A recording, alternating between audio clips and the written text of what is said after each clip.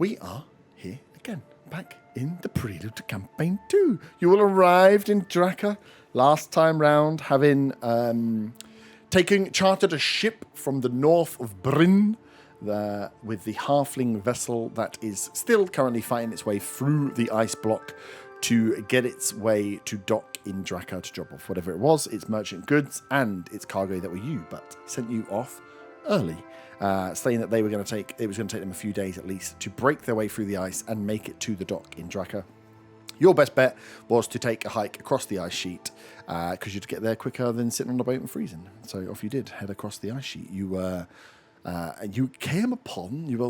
surprised by a couple of undead sailors, unarmed, reanimated, frozen to the core sailors who were just mincing about on the ice sheet between Draca and the boat.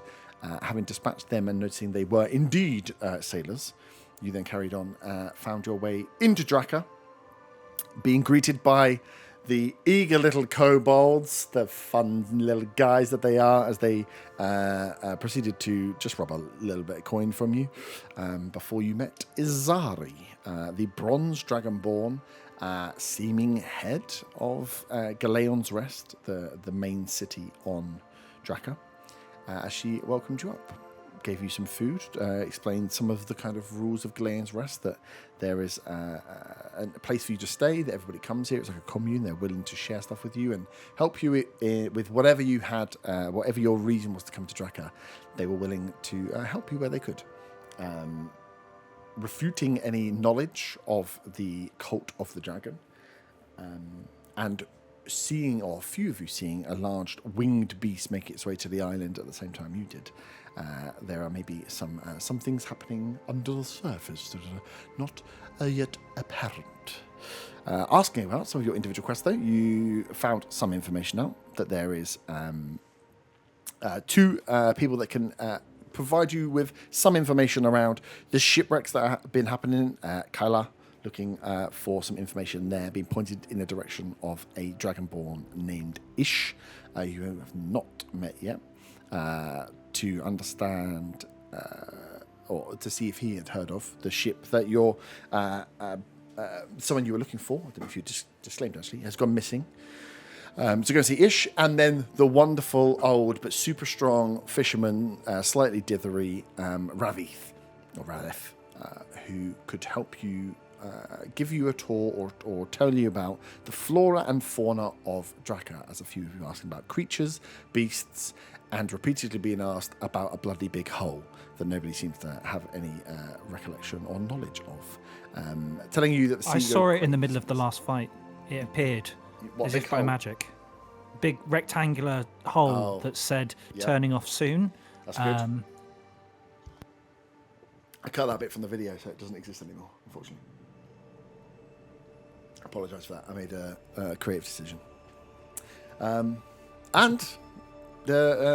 our hawk ass, Huck Tursper and that thing, finding or running into his previous partner in crime, the PIC, who quickly legged it and ran away as a fight broke out. So we will come back as you are level 4. Congratulations on leveling up. Having killed another raid of these sailor zombies that just made their way onto the shores in the lower part of Galeon's Rest, murdering some kobolds that had made their way off the ice. They looked to be unarmed kind of fishermen, really, who screamed, made their way back in. You guys stepped in and managed to dispatch of all of the zombies before the dragonborn guard made their way down the stairs, down the way to the Galeon's Rest itself. And that is where we come back to. As the guard make their way down, start to take away the kobold bodies, ensure the parts of the zombies are dead. You can see that they clearly have dealt with these before, because they are double tapping, stabbing through the skulls of the sailors to ensure they are dead, which means that they are used to, at least, killing these creatures before. You are revered by the kobold there. That there are lots of the kobolds that come through. Thank you for stepping in and helping out, and some of the Dragonborn Guard invite you back up to the main commune area, to receive thanks from those that run the Galeon's Rest, and to thank you for stepping in and stopping more loss of life. While some kobolds did die, it could have been a hell of a lot worse had you not been there and they got there 4 or 5 rounds into the combat. So you guys can make your way up. I think actually what would be good for brevity is to say that you, into the evening, would get some, would spend some time in that commune, get some more food. As the sun comes down, it gets incredibly bitterly cold. A hazardous cold in that if you were to stay out in the cold at night, you would be rolling Constitution saving throws to not take exhaustion if you were to stay out. But whilst you're in the commune and warmed by the fire, you can stay out a little bit. But it's not a nice weather to stay out, so you can stay and have food. If there's some of those folk, the dragon folk you want to look out for, speak to the commune kind of runner, then you can do. Otherwise, I could say we could take a long rest and you guys can awake the next morning. So I'll leave that to you. Did anyone want to catch up with anybody in this evening, having everything happened, or are you happy to rest and awake the next morning to go out and find Yish and Ravith? I think Hawk's just going to be quite content with himself that he made Balric shit himself. And he's just going to kind of sit there and feel happy about that. Nice. Just every now and then, he'll just be cracking a smile. I think what Morgul would do is, again, listen out for perhaps any mention of the hall. Mm-hmm. Oh, nice. Give me a perception check, but it'd be a perception listening, just to pick up what the conversations are at the dinner table. So you'll have a few people that come up. Azari will come up during the evening and thank you guys for the help as well, and for stepping in before the guard could get there. But mainly you guys are kind of left to yourselves. Yeah, that was an 18. 18. You don't hear any specific reference to a hole, but you do hear a few of the workmen, a few more of the Dragonborn actually, who are moaning about Ravith not getting them some of the goods they wanted, because he's blaming that he can't get into the Seagrow caves. That something's happened that's stopped the harvest of these fauna and flora that make potions and everything else. Ravith himself is their like botanist and healer. So you can hear a few of them moaning that they're running kind of low on certain like ointments and potions and lotions that they'd need, that Ravith can't get them in because he's a bit stuck. No mention to a hole necessarily, but there seems to be some problem where they can't, for some reason, they're not being able to enter the Seagrow caves. As we're all sitting down, can we, if anyone else would like to partake, actually chat to each other so that we become more of a group, rather than just a load of outsiders that aren't Dragonborn or kobolds? Yeah. You guys have arrived here, been thrown together, fought a bunch of zombies, and are now kind of sat again. That realization that you really are, bar seeing another halfling, there are not many non-Dragonborn or kobold here at all. So Nero would just be incredibly charming, so that everybody likes her. Oh, is that? Did you write that in your backstory? In capital letters, so I think it might actually. Can you roll for charm, please? I didn't say cast charm. I can roll to be charismatic if you like. If you don't know if Felix wants to like me. Performance? Wait, are you rolling to make friends? Yes. We've added it as a new mechanic for 2024. I'm persuading you all that I'm incredibly wow. Incredibly wow. Wow. I have a +6 and I rolled total 9. Oh. No friends for you then. Yeah. But I suppose as you're there, you realise that it's cold here, and you guys are the only non-Dragonborn here.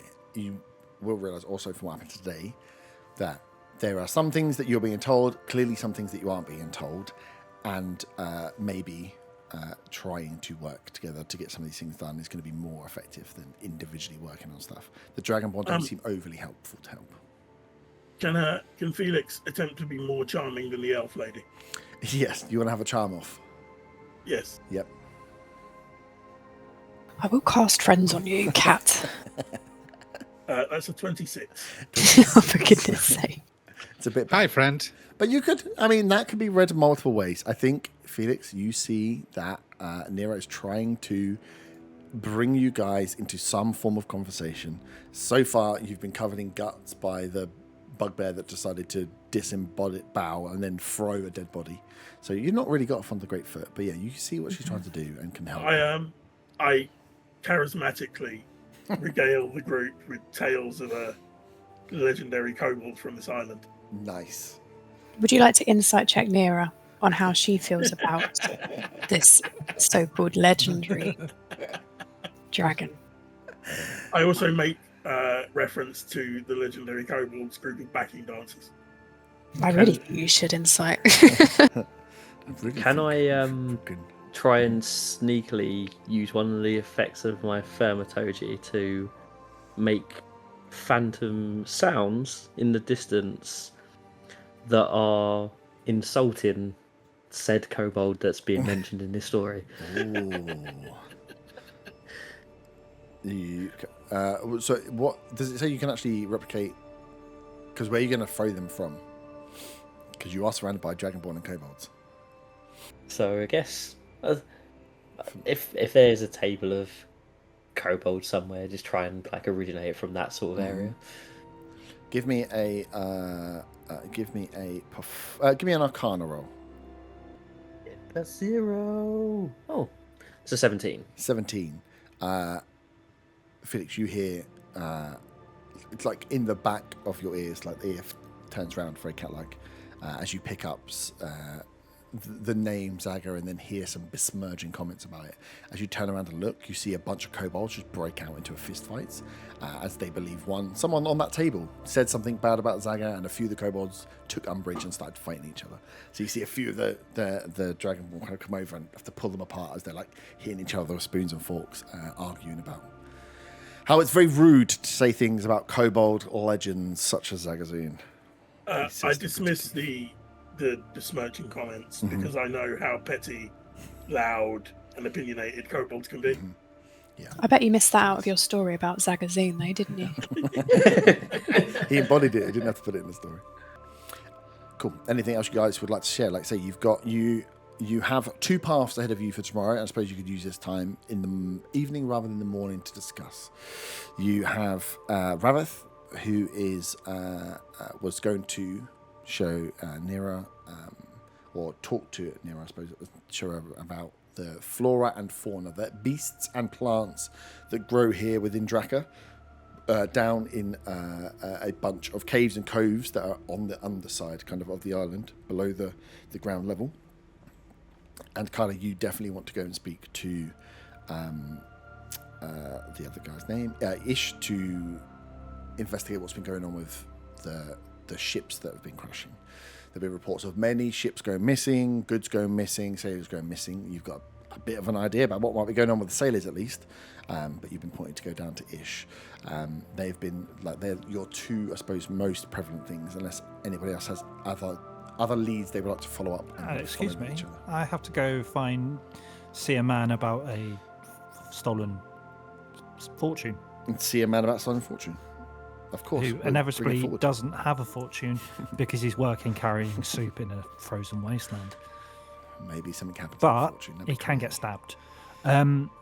So I know that his house, he lives up on the hill. What was the name he was going by again? I think it was just Rick. Was it Rick? Yeah. He dropped the bell. Giggity. Cool. No, that's perfect.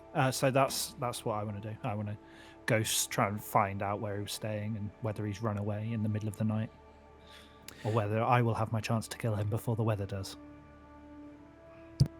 I'd like to speak to Ravith about the what I heard about the Tell each other. So when you're in the evening time now, you are a bunch of outsiders here on Draca who have different things you'd like to. Your best, I think you would think that your best bet for going through and what's going on here and spotting out is to stick with each other. But if you want to split up, you can split up and go through and not talk to each other. I can tell you now that won't be as much fun as it will be if you stick together. So yeah, it's for you guys to kind of share with each other as much as you want to convince each other to try different paths or to go to different areas. Again, if you want to try and catch someone that's going to run away from you, having more than one of you trying to catch him is maybe going to be a bit easier than going by yourselves. I'll just simply state to the others that I'm willing to help them with what they need if they can help me find my brother.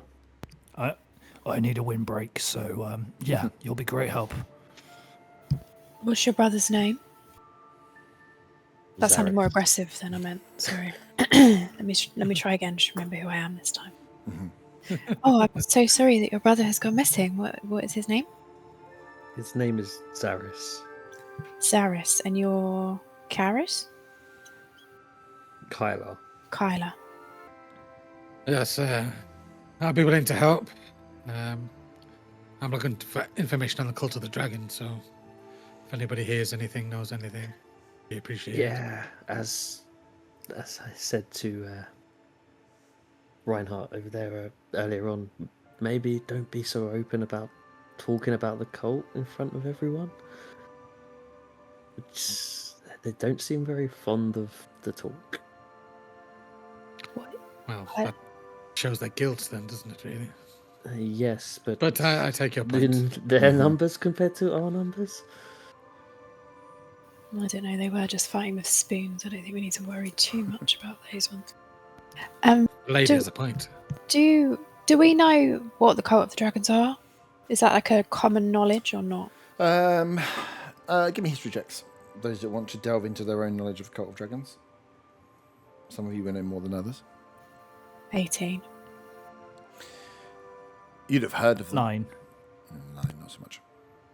19 for me. Yeah, you would have got one. 2.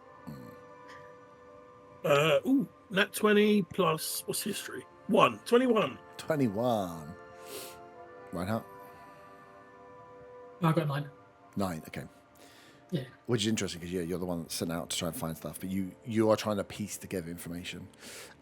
With below 10s, you're getting you would have heard of them, but the same way you would have heard of some groups, mainly from likely you've picked it up from disgruntled dwarven merchants, or you'd have heard it as rumors or excuses for like trade carts not making it to destinations, or people being late. It's become a bit of a like, well, you never know, the Cult of Dragon might go on. So it's a bit, some of it's a little bit silly, some of it's not. Those of you that are rolling above 15 will know that the Dragonborn have been seen on the mainland, and there is definite movement, more movement and more sightings of Dragonborn that has been linked to this Cult of the Dragon, where they are trying to influence some of the mainland trade routes that they believed that some of the ships were being taken by them, which caused the shipwreck problem. But there's no like concrete on who it is or what they're really doing. Dwarves will tell you that it's the Dragonborn. There's dragons taking their trade routes. That's also then backed up by the fact that there have actually been blue dragon sightings, and there has been a blue dragon that has been attacking dwarves as well. So there's a lot of talk about this blue dragon being part of the Cult of the Dragon. I think Felix, the brothers, will have told you a bit more about the Cult of the Dragon. From what they know, a lot of it may be embellished, but they would be telling you that the Cult of the Dragon this is the time that the kobolds and the Dragonborn get back what is theirs. But they believe that the time is coming when the Dragonborn and the kobolds will be on top. As I support this, I do not share those extra details with the group. Can Nera share all of her knowledge with the group? So you know that they're very secretive. You know that they're Dragonborn in nature. So like, where else are they operating from? But from your initial, you could see, and I think Kyle is very like intuitive in that They clearly don't want to say anything about it. So there's either a trust issue there, or there's a trust issue. There's a unknowing. Like, do they just know what's happening underneath them, or they are lying about what's going on here?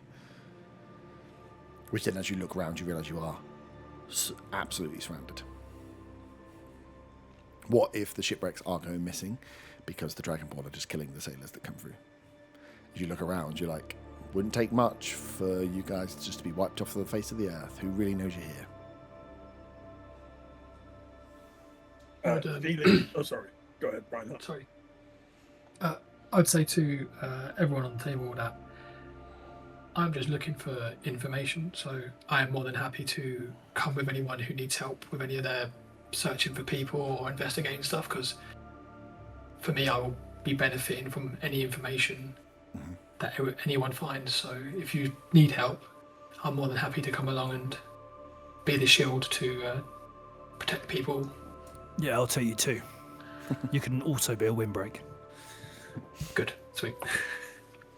Felix will let the table know that as he's on vacation, he's happy to tour any of the island and see the sights until he gets an invitation to the house he wants to visit.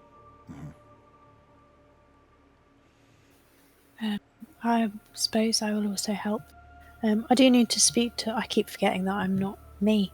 I do need to speak to Raveth about the flora and fauna. He seems to know quite a bit about, and it might help us with what else is going on if people are okay to speak to him. Yeah, I'll accompany you to speak to Raveth. That'll be fine with me. Maybe he knows something, or I can at least see how he acts about stuff, on his own. Has the I can't remember. Has the bugbear been loudly inquiring about this hole in front of us all this whole time? No, the second time was. No. One time was, but one time... One time you might have caught him about it, yeah, but... The first... when we were first in here and he ran out after the... I forget what it's called, Azari? Oh, yeah, he ran out. I ran out and spoke to him, yeah. Cool. So yeah, as you guys are having food and come around to get drinks, Barask, the blue dragonborn that runs the kind of commune area, comes up to you guys and he's like, "Hey, it's getting late, guys. I don't know if you've got the rooms set up. If you want to go to them, a lot of the guys turn in night. These nights get very cold. So just make sure you don't stay there too long. You'll end up with your nose falling off." Do you know? Does Raveth tend to turn in quite early, or is he used to the cold nights? Yeah, right. He's first to bed, first up. I think is Raveth. He usually takes his little rowboat out to the Seagrow caves, nice and early in the morning. Goes and picks whatever he does. Comes back chirpy as hell, but yeah, he's normally in bed by like 7. What time is it now? 8. Oh. It's crazy how that happened. You look, the sun's gone. If only there was a sundial here. It wouldn't work. The sun's gone. But yeah, if you want to catch him, get down there in the morning, down to the docks. You'll hear him before you see him. But he usually gets out to the old Seagrow caves, goes and does his whatever the hell he does, comes back. He spends the day making his little potions and lotions, and then off to bed for him. What sort of time is Ish usually around? Ish again normally goes out early. He likes to get the early fish, but he's having a bit of problem with the old shipwrecks and what's going on and the ice flow at the moment. So you might be able to catch him a little bit later normally. He's not been able to do as much diving as he would like with the ice being a little bit unpredictable. But yeah, if you want to catch someone first in the morning, Raveth's going to be first, and then Ish will... he'll be around, definitely, but I don't know what his plan is. He's been a little bit tetchy recently. He's like, another drink, or is it time for bed? What was the name of this dragonborn again? Barask. I will ask Barask if he can see if the Zune family will meet with me. With what, sorry? If the Zune family will meet with me. Rather than me trying to find their address. Yeah. See if he can arrange a meeting instead. It's like, let me put some feelers out. They they don't make their way out too often. They're a little bit like they haven't seen their boys in a long time. As you know, one of them gone missing. So we don't see them as much as we used to. But let me put an inquiry out for you. Let me see if they're willing to. I will also mention that I've spent a lot of time with the other ones in Redmond. Mm-hmm. Yeah, he's like, let me speak to them. Let me check. How would you? Okay. He'd be like, let me find out. I'll put some feelers out. They want to check that you do definitely know who they are. But he's like, Not just a fanboy. Not just a fanboy turning up at Robert. Definitely a fanboy. 100%. Nice, but yeah, he'll be like, I'll ask around. There's a few of the kobolds that can. That look after them, so I'll see if they can to find out if you if you can get some time. But I'm sure like if you are truly a friend of the family, that they'll have no problem.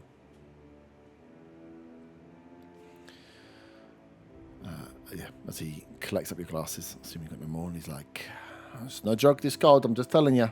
It's like, Okay. wouldn't be the first nose I've had to pick up off the floor. As he walks back, takes him, starts cleaning up. Mira grabs her nose.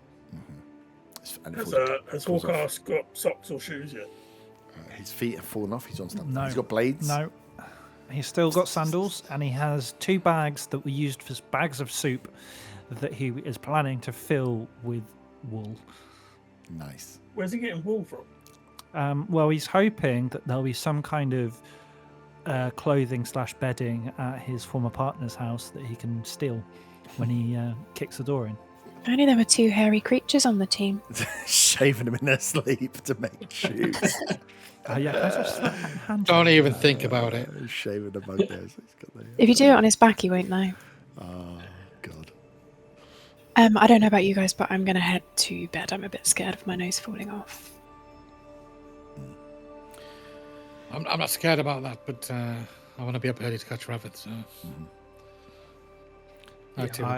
Is there a fireplace anywhere?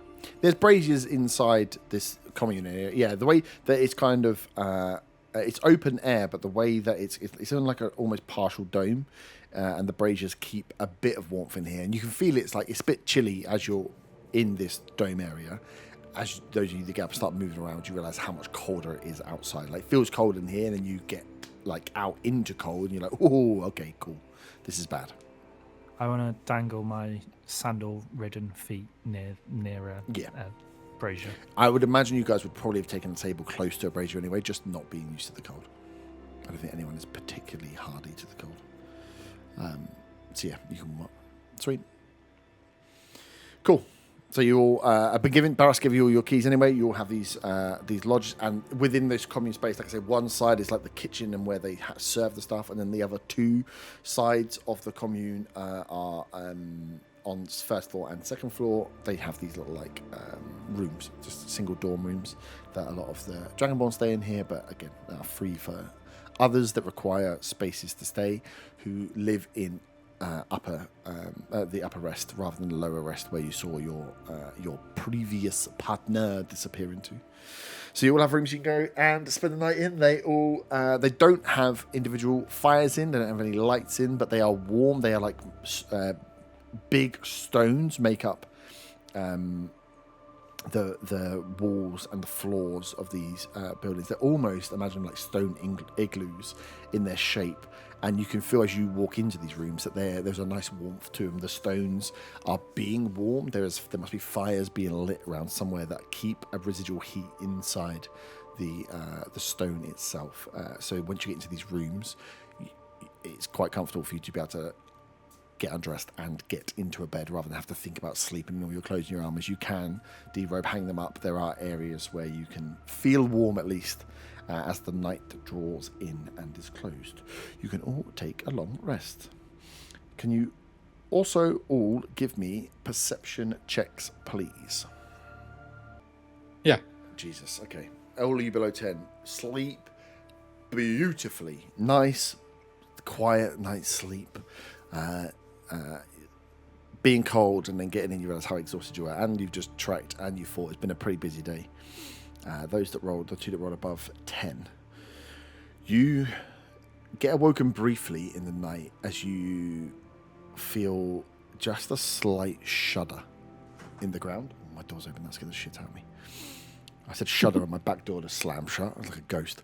It's Halloween. You feel a shudder. You feel almost a bit like you're on a boat as you wake up and realise you're not on a boat, you're on the ground, and just this slight swaying in the ground with a very, very low rumble. And it goes on for about 30 seconds and then stops.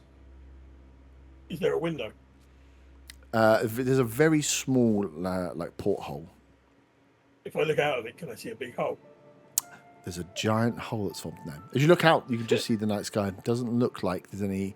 actually, as you look out, give me a... give me an insight check. Just a 9. 9. As you look out, you can't see any change, and it's pitch black. So it takes you... your room's dark as well, so you're kind of peeking through the PL to see nothing... seems to have changed too much. Looks like a storm might be rolling in. Maybe it was thunder that came, but you definitely felt the floor move. But it's stopped now. And with a 9, as you look out, you can't really see nothing. Nothing seems to be changed. And you listen out, no one's moving. It's a bit like that. You think you hear a fire alarm, and it's like, are we all moving? And it's like, no one else is moving, so maybe we're okay. But you definitely felt it. You felt just this swaying of the ground. Who was it? Was it Reinhardt? Who was the other one that got 14? Me. Yeah. Reinhardt. You feel the same thing. You wake up and it's a bit like you feel like you're on the boat, and then you realise you remember you're not on a boat, and that wakes you up more, and then you just feel this real light rumble, and the ground just feels like it's rocking, almost like you're on a rocking bed, just about 30 seconds and it stops. Rest of you feel nothing. You're too sleepy. But it doesn't stop you getting your long rest. So you have your long rest, and you hear moving around in the kitchen just before first light starts coming up. So those of you light sleepers will be awoken as you can hear the kitchen start kicking up before first light. So dinner is ready to be served, breakfast. Cooked breakfast are ready to be served before first light is up, because a lot of the Dragonborn that work here are fishermen or are loggers or workers that get out and need all of the light that they can get. So they are leaving to go down to the docks or to go over to whatever work camps they're in as the light is starting to come up, so they get maximum out of the day. So you kind of all naturally get woken up early, even if that's not your inclination, as you hear people start to move around within the commune itself. Breakfast. And Can we say that we agreed where to meet? Yeah. The next day. Yeah. You as you open up, you'd be able to see the tables and rooms down there. I imagine as well. You've sat at a bit where you're like, oh, we've sat at this table twice. Should we just sit at this table every time? It kind of makes sense, right? So yeah, as you get down, there's a lot less people here. Maybe some of them are already through and off to work, or some of them are not up yet. But yeah, it's a lot quieter here this morning. But there's a good array of nice broiled fish. There's fish soups. There's a bit of meat that comes through, but more obviously we've already said there's lots of duck. But yeah, sea birds, gulls, like puffins, as well as duck, as well as fish are the main meats. There's a bit of like deer, but not a lot of it, and it probably wouldn't be served at breakfast. So mainly in the morning it's going to be some kind of bird, fish, or vegetables if you are not inclined. Eggs, lots of eggs. So you can get a good meal. I think a lot of you would probably wake up pretty fucking hungry as well. You had a stressful day, a long trek in. You killed a bunch of zombies. You had a fight. It's been freezing. So yeah, you can fill your boots and start heading down towards where you would like to go. So Felix will definitely be interested in all of the birds. Mm-hmm. And puffin is something he won't be familiar with. So he will be definitely piling up a plate of puffin. Yeah. Morgul's definitely interested in some puffin and eggs. Yeah, puffin and eggs, very delicious, very rich eggs. You get from eating, you try to eat a lot, and you realise, especially with the puffin eggs, and that it's a bit fattier of a bird as well, that you just can't you're not used to it enough to eat a lot of it, but you can see a lot of like some of these dragonborns are like putting away the eggs. They're just very rich, and you can see that this is like a super calorific diet because these guys are out in the cold working, and they need as much food, as much sustenance in them as possible. But yeah, I think you'd look, if you were greedy, you'd take a bit more, and then as you get through, you'd be like, oh, I'm a little bit done with eggs for today, thank you. But delicious nonetheless. Once I've eaten my fill, can I look to? I'm assuming it's like a smorgasbord is not the right word. Yeah, buffet. Yeah, I'm assuming it's like a buffet. Is there anyone like serving stuff?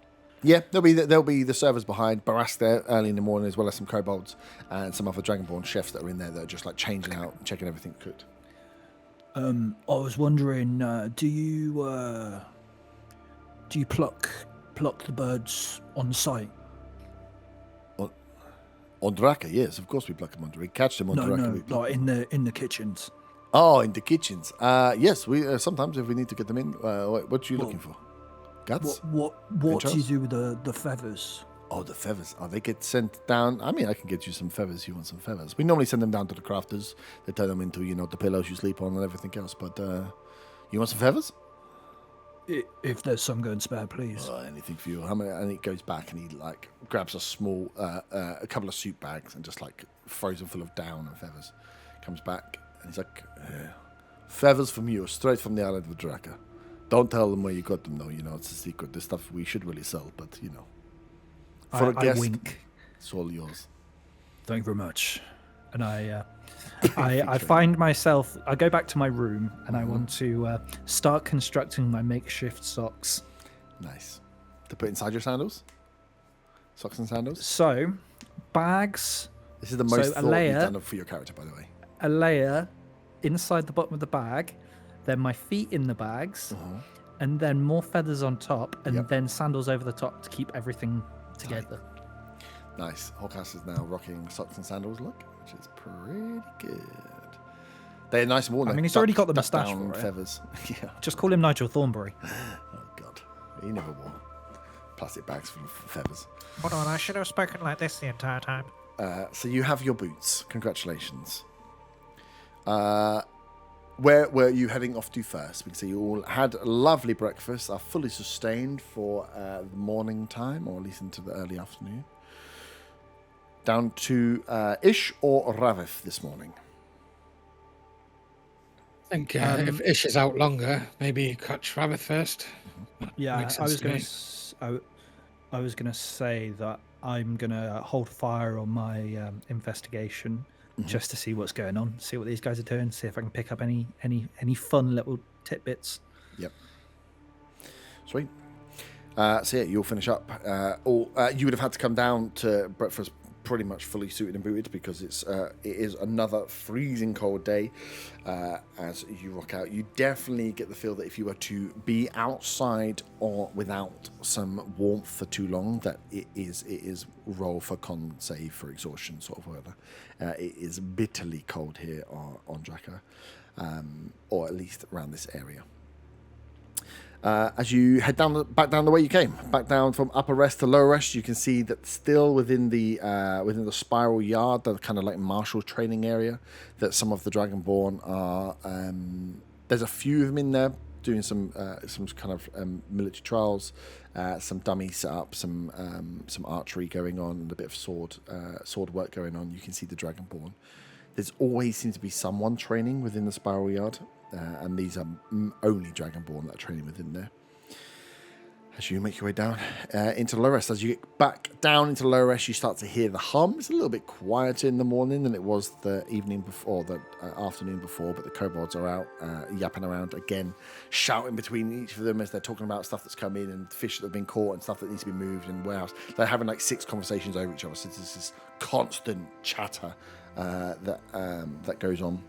But you can follow where you'd seen Ravith go in and get pointed out towards where the healer is. As you find Ravith, which he is in a place which I have definitely forgotten the name of. Wasn't it at the docks? It is at the docks. He's round the side from the dock. He has a little hut there, which I thought I had named. Give me 1 second. 1 moment, please. My wiki just shut down. It is called... Did you not pick Draconic as a language? I did, but I wasn't asking in character. Oh, okay. Oh, no, I didn't. I didn't write it down. I did, 3. and Dwarvish. Dwarvish as well, my favourites. Inspiration for Are you it. sure this is just not Feywind 2? Hey, let's not look into it. Arthur 2. Mention her name, I miss her so much. We Hasn't don't got the ask pay yet. questions like that around here. Yeah. So, Radiths. So, as you come around the corner, you can see, as you follow the dock, trying to keep getting pointed round, that there are the docks start with these large ports where large ships will come in. You can see where this is round this area, so around the south side of Draca. So when you guys came in, you came in kind of on the southwest. All you have to do is follow it around slightly to the south, where you can see where they are actively keeping the ice away. So the docks that are here for larger ships about the size of the halfling one you're on, could port in if they cleared their way here. They tried to keep the ice at bay and keep the sea flowing here. And you pass by all of these larger docks onto the kind of medium-sized docks, and then right towards the end, there is a little creaky wooden hut right off the back that just says healing and dream. What's he? Dream. It's not intercepting. Oh fuck! I just read it. Come on. Dream interpreting. And you, as you get close, you see the silver dragonborn Raveth, who you had followed before, coming out as he is down tying up his boat. You see him throw in like a couple of these bags. Bigger than the suit bags, but these tarpaulin bags, a bit like tarpaulin bags, that he just drops in as he goes back and he gets them. And you can see he's just flitting back between his shop and between this small little rowboat that he's got, as he is talking to himself as you guys kind of approach the shop. As he's like, oh, yeah, no, need to get the... Okay, well, I've got the bags for this, maybe this time, but maybe if I approach from this way instead of we do this, maybe this will help. And he's just flitting backwards and forwards. You guys approach, he's unaware of your approach.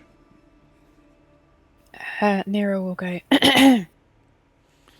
As you see, he stops looking at the boat, which kind of scratches his chin, looks, and then kind of spins all the way around. He's like, good morning. Yes, I lost you yesterday after the kobold incident. Morning, all. Welcome to my little boat. You quite the fighters, so I hear. You managed to solve our little our issue with the walking sailors. How can I help you this morning? Good morning. Yes, it wasn't great down there. Is that something that seems to be happening frequently, or? Oh, no. More frequently recently.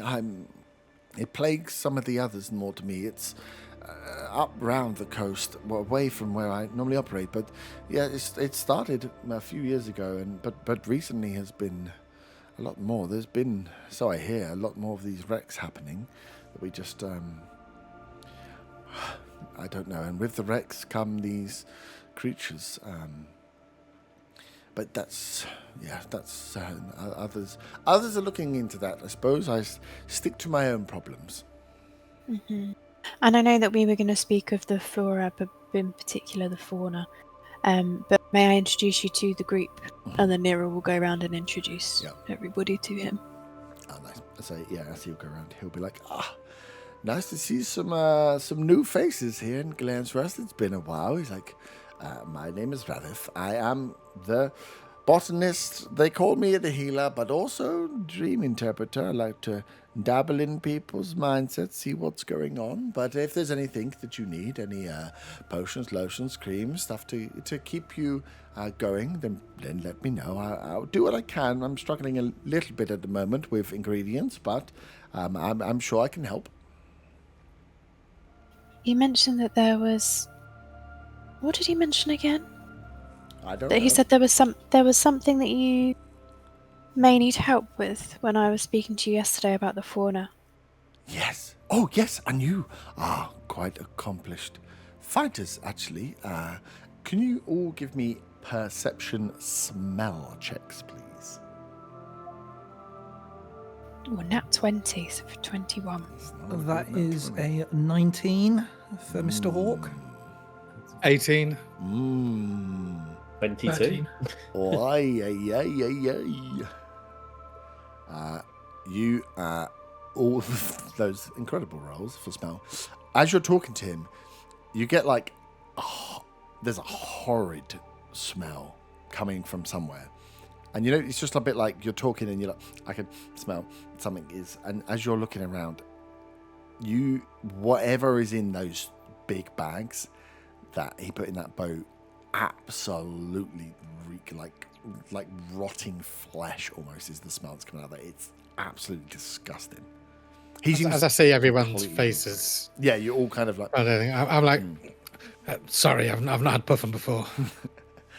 Yes. Oh, you've had puffing. Oh, puffing. Puffin and eggs, so it's quite the combination.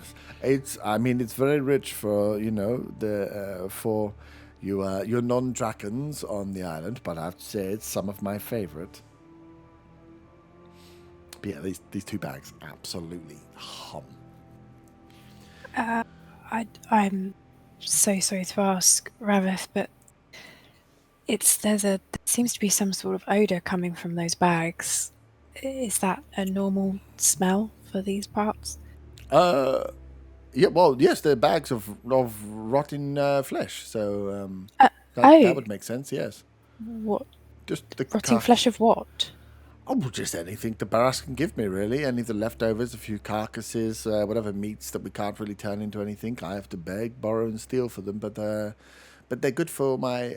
this is the thing I needed to talk to you about. My friends, and he kind of looks at you, he's like, do you know of the mushroom people? Would we Do know? we have to roll? Well, it depends. Do you think your characters would have ever come in contact with myconids? You know. I got a 2 on a history check, so I know fuck all. If you think you would have, you can roll. If you don't think you ever would have, you don't even have to roll. You can be like, what the fuck is he talking about? They're not necessarily, like, not everybody would have, but those that were. No, I don't think I would have. I rolled an 11. Mm-hmm. I think, Nora, you would have the best chance of knowing them. For sure. So as he says it, everyone kind of looks a bit puzzled. He's like, okay. Well, and no, you know that the myconid are, they operate in the Underdark. They don't operate on the surface. They have sunlight sensitivity. They are a plant life that looks like a living being.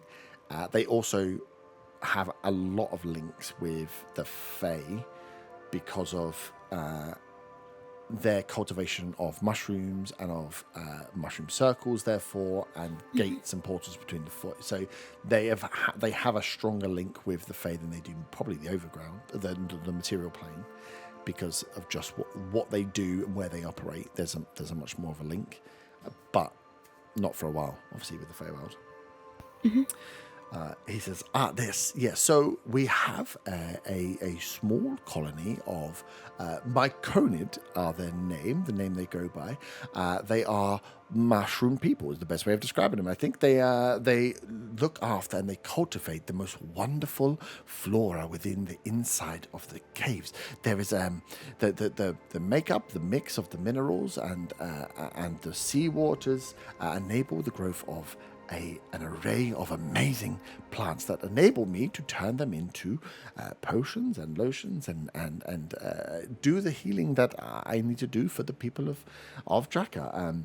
And we have a symbiotic relationship in that I bring them rotten food. They let me take away some of the plants, and that has been the way for generations. The healers before me, the healers before them. We don't take more than we need. We don't over harvest what is in there. We let them guide us into what we should be taking and not, and we feed them with some scraps, and they absolutely love it. But yes, it does stink a little bit. But this is the problem. Recently, they've stopped they've stopped letting me into the cave. I've tried a few times to make it into the cave and been back by a creature that I think is a myconid-like creature, but it looks more akin to an octopus than a humanoid, and it seems to be guarding. They're refusing to let me in. So I've been trying to go back and just litter the cave mouth with as much of this rotting food as possible to try and find out what had happened and build up a rapport, but I'm having no luck. So with you here, I mean, if you're willing to go and try to help, I don't know what this creature is, but I'm not much of a fighter myself. The first time I was attacked, I swiftly swam away. I had to uncapsize my boat and come back. And since then, all I've been doing is throwing rotten flesh at them and seeing what happens. They seem to eat it, but I'm getting nothing from them. They also they release a spore, which is completely safe in most instances to breathe in, and that enables communication with them. So I wouldn't be alarmed if you've never dealt with them before. But I'm at a loss at the moment. I haven't been able to go in and harvest anything. So if you can, I can take you to the caves and we can investigate the outside and see what's going on. Maybe it's something you've seen before or something you may be able to help with. But there's a creature that looks like an octopus, you say?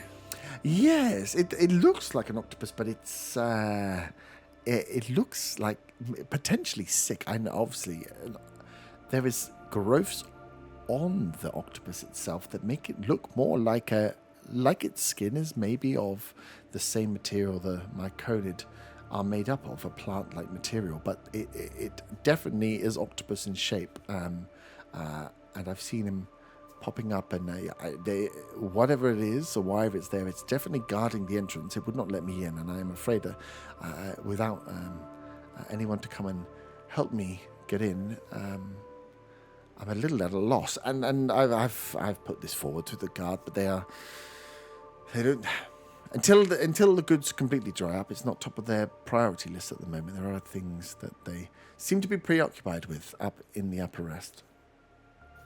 Nera looks around tentatively at the group, and then back at Rava. I mean, for your knowledge of the fauna, I'm obviously more than happy to help you. As I look at the group, again, tentatively, because I'm not sure that they want to, but... Well, I mean, either way, we can take a lovely trip out to see the Seagrow caves themselves. From a distance, they are quite a sight. But I can't. We won't be able to go anywhere near inside as I would normally be able to do until we can find out. So, I mean, at minimum, a nice trip along the shoreline. Maybe you could tell me more about your dream interpretation as we go.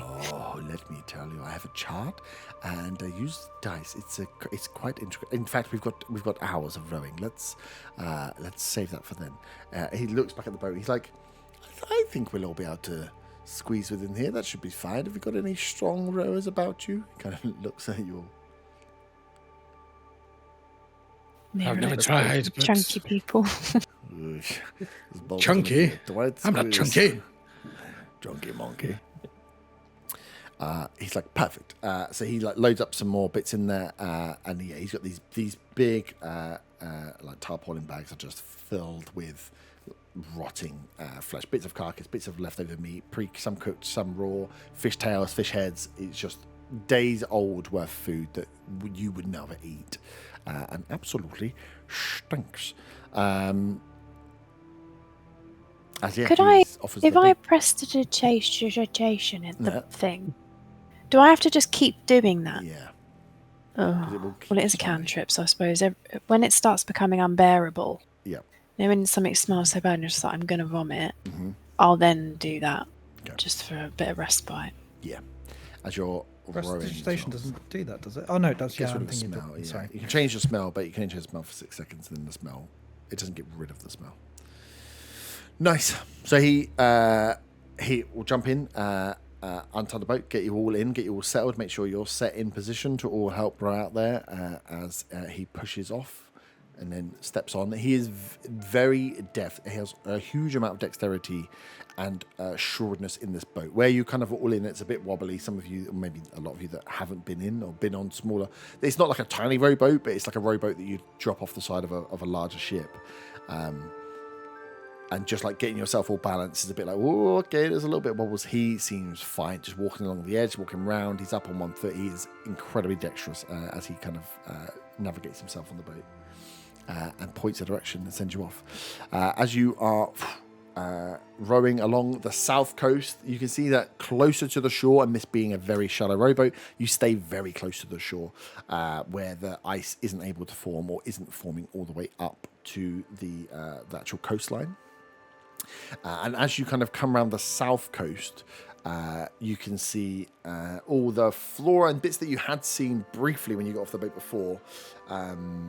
But yeah, there's just the multicolored corals that run below. You can see there is like bountiful fish that swim through, smaller fish, but swing through the corals and leave. And there's a lot of life along this coast, this south coast, the one that's closest to the mainland, as you kind of come round the island. As you are rowing, it's cold out here. Can you all again give me perception checks for what you see along the south side of the island and further on, or into the sea potentially? 15. Nice. Not 1 for a 2. 15. Anything better than 15? No. 6. 8. Yeesh. Cool. You guys are rowing. With I would imagine that Hawkins has got out of rowing as well. As everyone's rowing along, as you look up, you can see that the mountainside, it looks a little bit less snowy than it was again before. That as you look up from this direction coming round, you kind of were in the south before, but you're coming right round the south of Draca now. And there are these large caves. You can see where the dock is on the ground level. Galeon's Rest, Upper Rest, is at the top of this cliff. So it is cliffside that runs round, and you're quite close to where it is. But you quickly see, as you kind of leave Galeon's Rest and make it more around the south, that the tops of those cliffs are green. There's no snow on there. And as you come round, you can just see that there seems to be, it's either warmer in this part or in the south, maybe from the coast, but there is definitely a change in the weather where you don't necessarily feel it on the sea, but you can see it in the landscape, that the ice and the cold that sat around Galeon's Rest is melting away. There is more greenery, there are more flowers, and more grass growing around the cliffside here as you get close to the Seagrow caves. And then you start to pick up the start of these caves, these smaller, as the water kind of lips up against it, these smaller caves and larger caves are at tides. Some of them be complete submerged, some of them are kind of showing, and Rutherford explained that you're coming into low tide, so let's go out early in the morning as the tide comes away, that he has a good time to get the boat as close as possible and spot the coral reefs that are there. But you can see start to see, and then all of you will start to see as you get closer, the multicolored fungus that grows across all the walls, some of it coming out. You can see as it gets out closer to the edge, it loses its coloration, looks like it's dying off, that the mushroom and the myconid growth cannot handle the sun, so it's kind of much paler and a little bit more dead on the outside of the caves. But as you can see, when it dives in, it just becomes this kind of kaleidoscope of colours as you move along, and he gets you rowing along for a couple of hours before you get to much larger caves starting to appear, as he'll say, yes, perfect, we're coming to the cave and the cove we used to come in, and kind of like guide you around these larger rocks as there's like a natural kind of bay that forms into this larger mouth where there is shallow water that runs in as far as you can see for starting. She's like, so this is the entrance of the cave here. I normally would row right up and just drop off on the side here and just wade through those shallow pools, nothing to be alarmed at in there normally, and then make it deeper into the cave where the myconid live. But these weird forms seem to be in this front cave here. As he kind of looks out, he's like, but I can't see them at the moment. As he kind of pulls you in closer towards it and just gets you to go slow as you come up towards this kind of like reef. Would any of you like to do anything?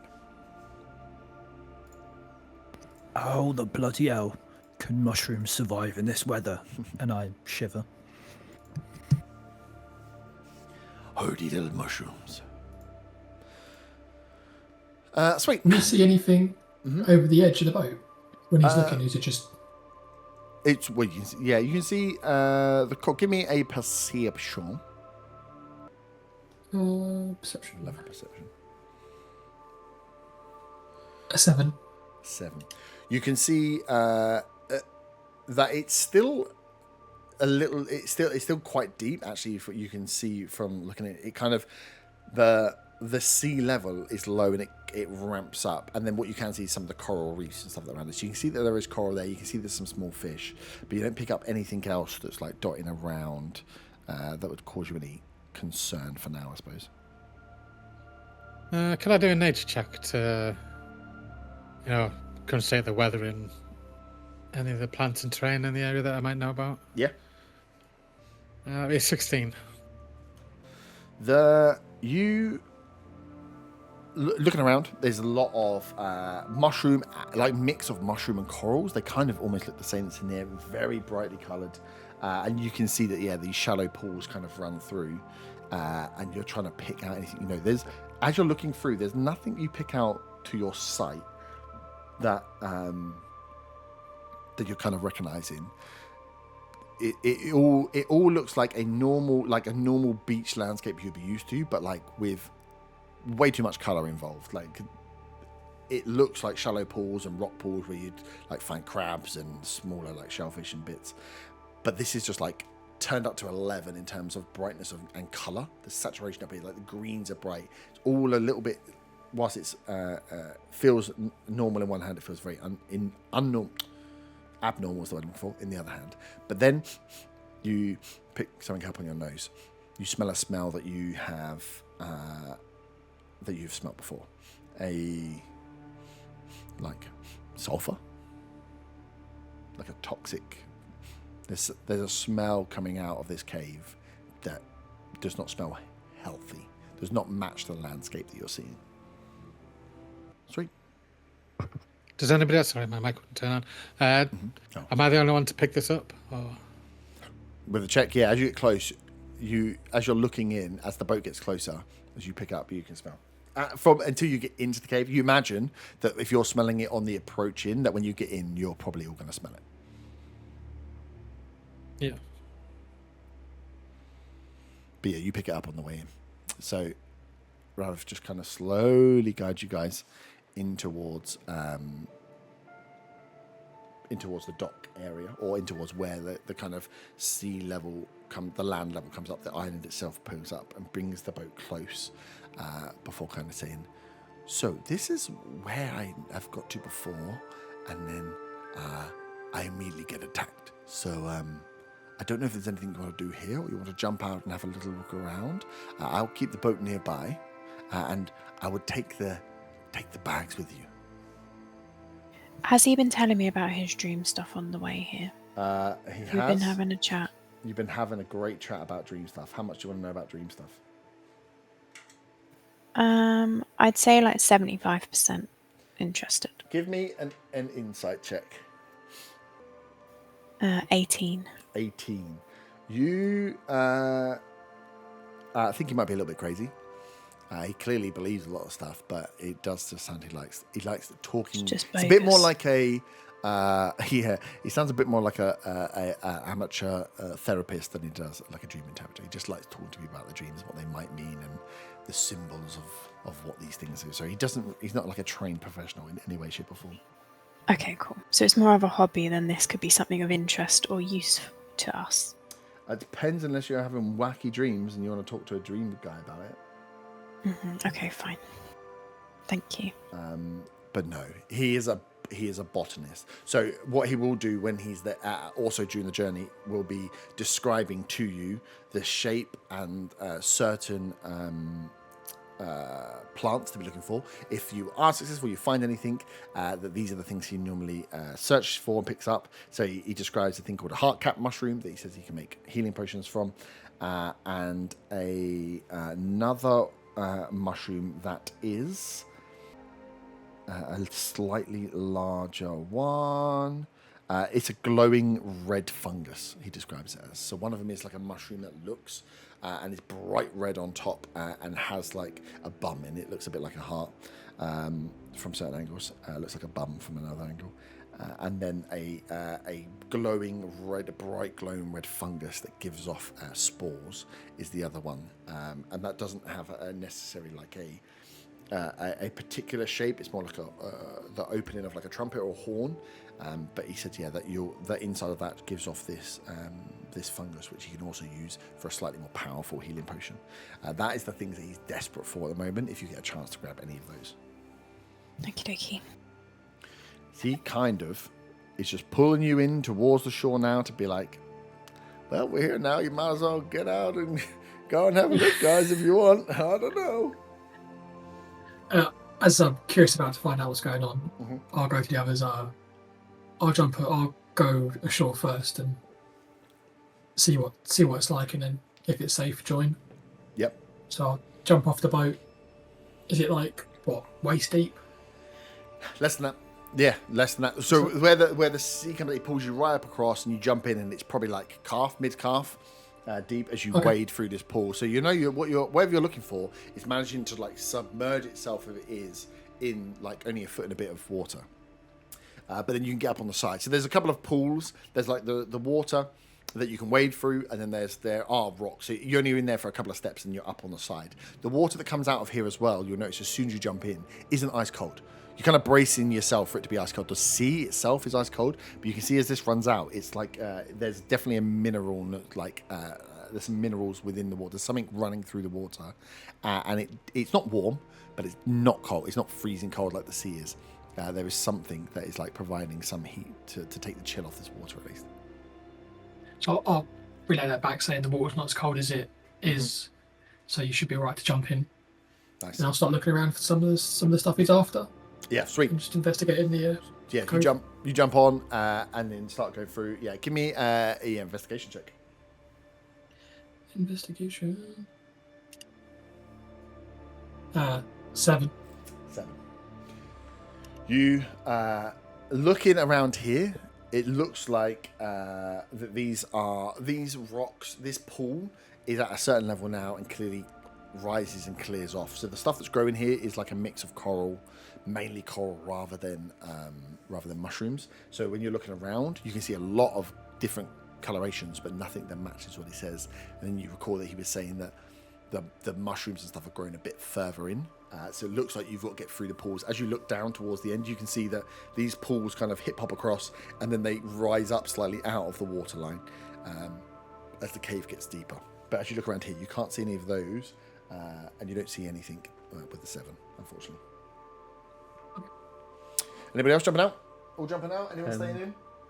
Yeah, I'll jump out. As I get onto the land, I'll pick up a bit of dirt, rub it between my fingers, and then rub it on my chest and cast Long Strider on myself to give myself some extra movement. Nice. Sorry, why did you put the mud on you to do that? Because that's the material component of Long Strider. Oh, right. Because he wants to rub his body in mud. Exactly. Exfoliate. You know, as Oh, a pinch of hunter, dirt. I'm getting the lay of the land. You know, learning the lands. Do you like wipe it under your eyes like war paint? He rubs it on his chest, he said. No, he hasn't heard the battle music yet. Why has he got his chest out if it's so cold? Does he have to roll Constitution saving throw because he's got his chest out? Wow. I'll throw you under the bus here. Yeah, I was gonna say. Under the boat. But, yeah, for Fairman's back, all right. those that haven't got on the boat yet need to roll a dexterity saving throw because the boat's now rocking. So it's a DC 30 save. Good luck. Sweet. Everyone jumping out, or are you staying in? Does anyone want to stay behind? Yeah, I'm going to stay on the boat because I'm cold. And I'm going to be. Can I look for like just loose straps of anything, like rope or something that I can like try and close off my bags of feathers so that the water doesn't get inside. You're gonna have to tighten your own bootstraps. There's no looser strips in here because it's just his boat. So he has the rope that he would anchor himself to stuff with. Oh, I have rope. 2 bags. Can I cut some of my you rope? You could have done that on the 2-hour fucking journey on the way here. Well, just pretend I did. Okay. Good. And then you're staying on the boat or are you getting out? I'll put you on the board. No, I'm only getting out if I have to. So no. Sweet. So those that get out would like to have a look around for something or potential danger this creature is looking for. They can give me perception checks. I want to try and investigate this sulfur smell a bit more. Yeah. Are we doing one by one or telling you what we want to look for? And then you do it. One by one. If you're looking for something specific, if you're just looking for general vibes, you can just roll. But if there's something specific, then tell me. Go on. You. I was just going to say I want to be looking for sort of weird plants and the stuff that he said that he wanted, the glowing stuff, and any signs of creatures.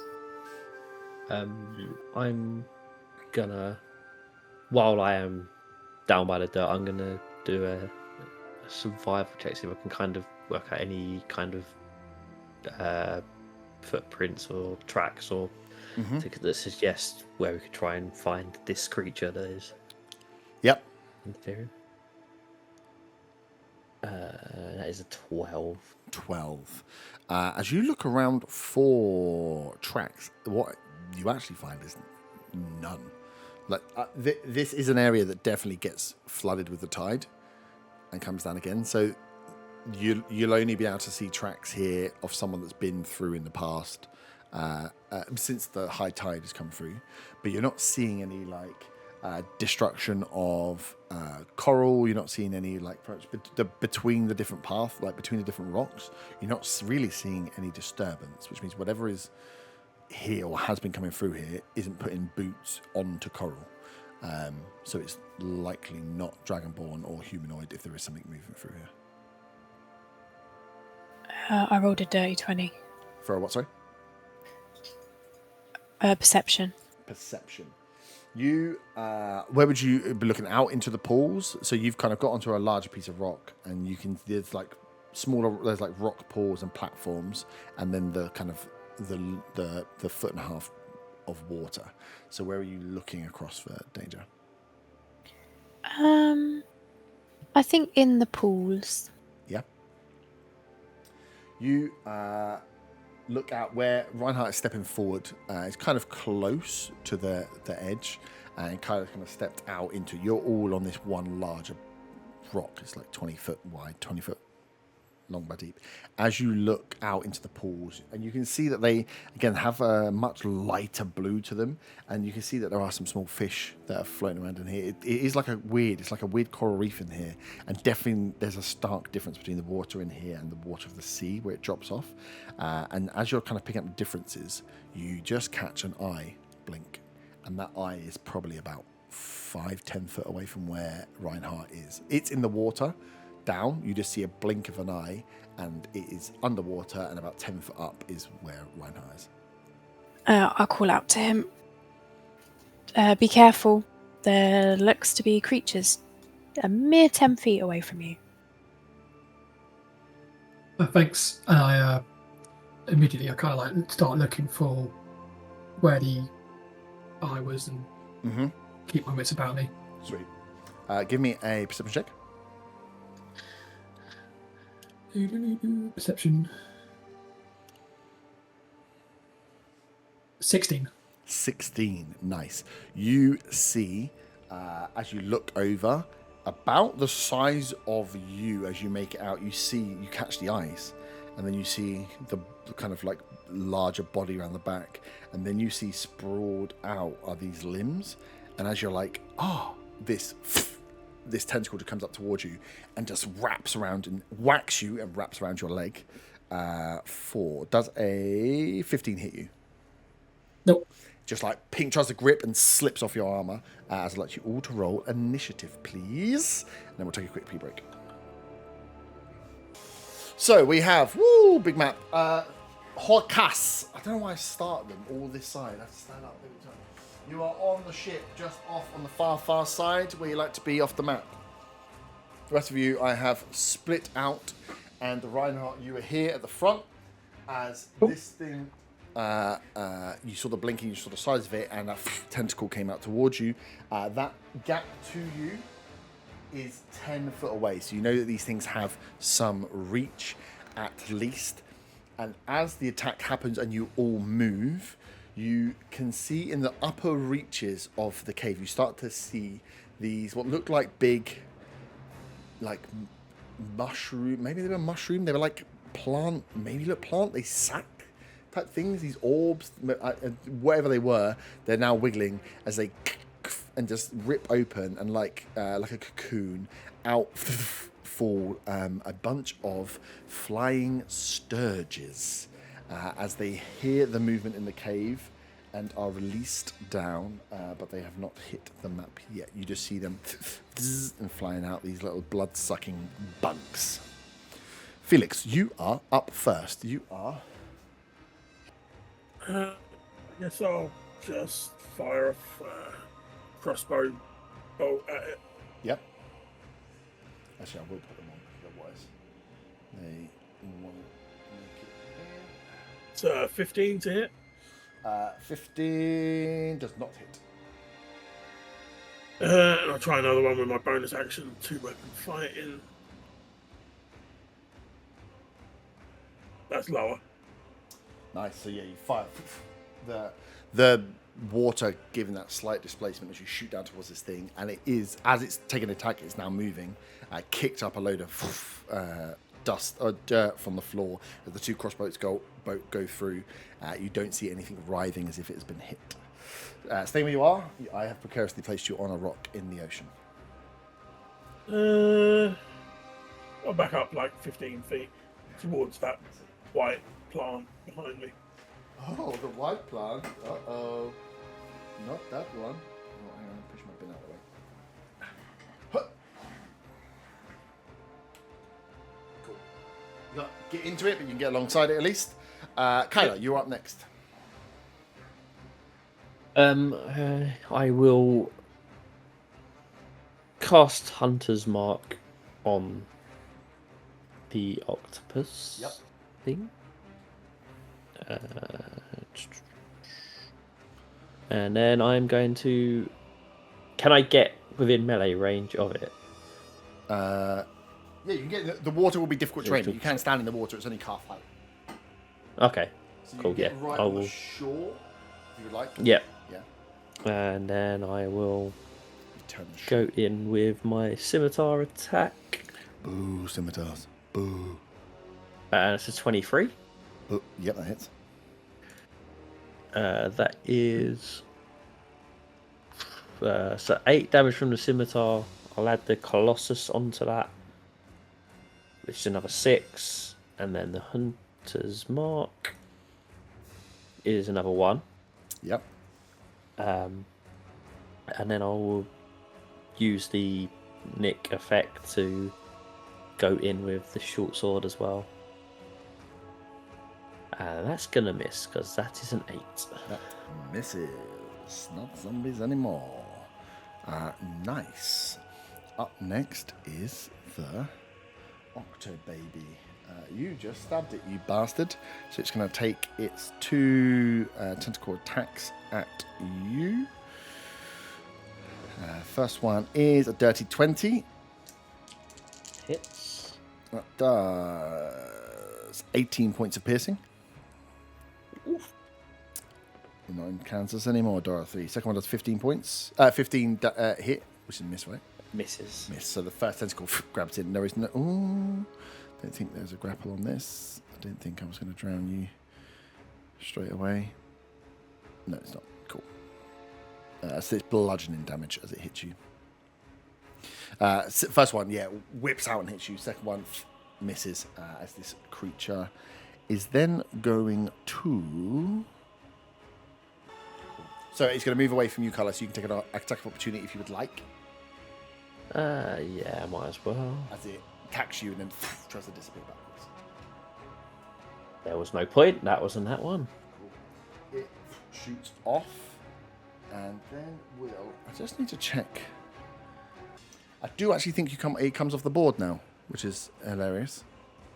Because I don't think, even though it's invisible, you can't find it unless you roll a perception check. Okay, well, I'll leave him on the board for That now. makes sense. But he is invisible. So yeah, he shoots away. I'll leave him here for now. But yeah, if you are to try and spot this creature now, you need to roll a perception check, which is free action for your go, and it needs to be higher than its stealth check. Cool. And that's a good test of that mechanic. Up next is the hidden octopus that rolled a much higher stealth check. It is going to attack with advantage against Reinhardt for its first one. As you, I'm sorry, Herb. Yep. My stomach is doing somersaults. I need to run off a bit. Okay, no worries, mate. 12 is the attack with advantage against Reinhardt, so that doesn't hit. So first, out of nowhere, this tentacle just comes out to you from the side as you're like, oh shit, didn't even see that one. First attack misses though. Second attack is, oh my god, the 15. That's not going to hit either. As it misses on those two. And then it is going to do the same thing. It's going to try and move away. You can take an attack of opportunity if you would like. Yeah. Oh gosh. Right. 18 to hit. Yeah, 18 hits. And Oh then my god, I've rolled the same number 3 times. 10 slashing damage. 10 slashing damage. And- Nice. I'll leave it at that, yeah, just after now. Okay. 10 slashing damage. This one shoots away. It's going to move away to here. Does not succeed on a stealth roll, so you see that one shoot across as it causes a cloud of dirt to pick up. You know exactly where it's just gone to. Morgul, you are up next. Just want to put out, with that attack on me, I am just bloodied. Weesh. Oh no. Put that I'll down. use a perception check to try and see if I can see the invisible one. Yep. 14. Can't spot it. Nope. You know it needs to roll 15 to be hidden, so anything below Yeah, that. yeah. I will bonus action rage. Mhm. I will move up between Kyla and Reinhardt, in between those two, like to the edge of the thing. I've got a raging little thing I could put on as well. In between. Yeah, please. And I will hold an action with my great axe to attack any enemy that appears within my range. Nice. Held action. Cool. Up next are 3 of the Sturges. And these things are annoying. These Sturges are 10 foot up in the air. As they just float down from the ceiling and just zzz, like they're tiny, but these minis are quite big. They're like quite visible big mosquito things that just fluttering their way towards you. As Hawkas, you're up. How far away are the new things? From you. Because I'm basically off the map, aren't I? 70 foot to the edge of the map between them and where you would be. So as long as you use a bit of movement to get onto off the boat, or you could stay on the boat and shoot from there. Ooh, scrap that. My short bow has got a range of 80 foot. You could move forward to get them in range. You have to move a bit. I'm going to use my steady aim. Yep. So I have advantage. Oh, wait, hold on. How does it? Yeah, you get advantage on the first one, right? Yeah, I have advantage. And does. Yeah. Yeah. Okay, cool. So I'm going to attack the nearest one I can see. Yep. With my short bow with advantage. 22 to hit. 22 hits. That is 15 piercing damage. 15 piercing. You shoot one of the Sturges straight out of the sky. This little bug gets hit with a bow into the water. And as I have 0 movement, I'm stood still. Stood still. Nice. Stuck, some would say. Steady aim. So as they fly in within 10 foot up, so your triggered action would go off. As one comes over, as they think they are staying above height. As you can see, they're coming towards you, and they look like they're getting ready to dive down, but with your extended range. Yep. Misjudge. So whack away, Jim. So 21 to hit. Yep. The whole surprise attack thing doesn't work because technically it's their go now, isn't it? So. They've had their go to move to, yeah. Yeah. That's fine. That is 16 slashing and 4 radiant damage. Nice. Straight out. Absolutely destroy. I don't think you even chop it in half. I think you just obliterate this. It just puffs into like ash in front of you. Reinhardt, you're up. So the octopus that I hit as it ran away. You can see that one. This one you can see. The other one is you are unable to. You're unable to see. I was just thinking, hey, does anything with Hunter's Mark that lets you? It just gives me advantage on the perception check for it. Cool. So because I hit it with my sword, does it get disadvantage on its next attack turn? Because you're yeah. Let me know of those because I won't know if you're doing it. So yes, cool. The one you hit as it moved away has disadvantage on its next attack. I will take out a javelin. Yep. And try and hit one of the things flying that's closest to me. Yep. Above the water. Javelin. Where are you?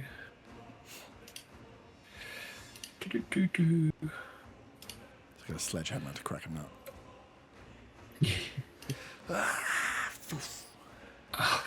7 to hit. 7 does not hit. You launch that javelin. It's retrievable, but it's gone quite far. No, it's like Slaster, it'll be off the map. And it's flown to the next dimension. It's crazy.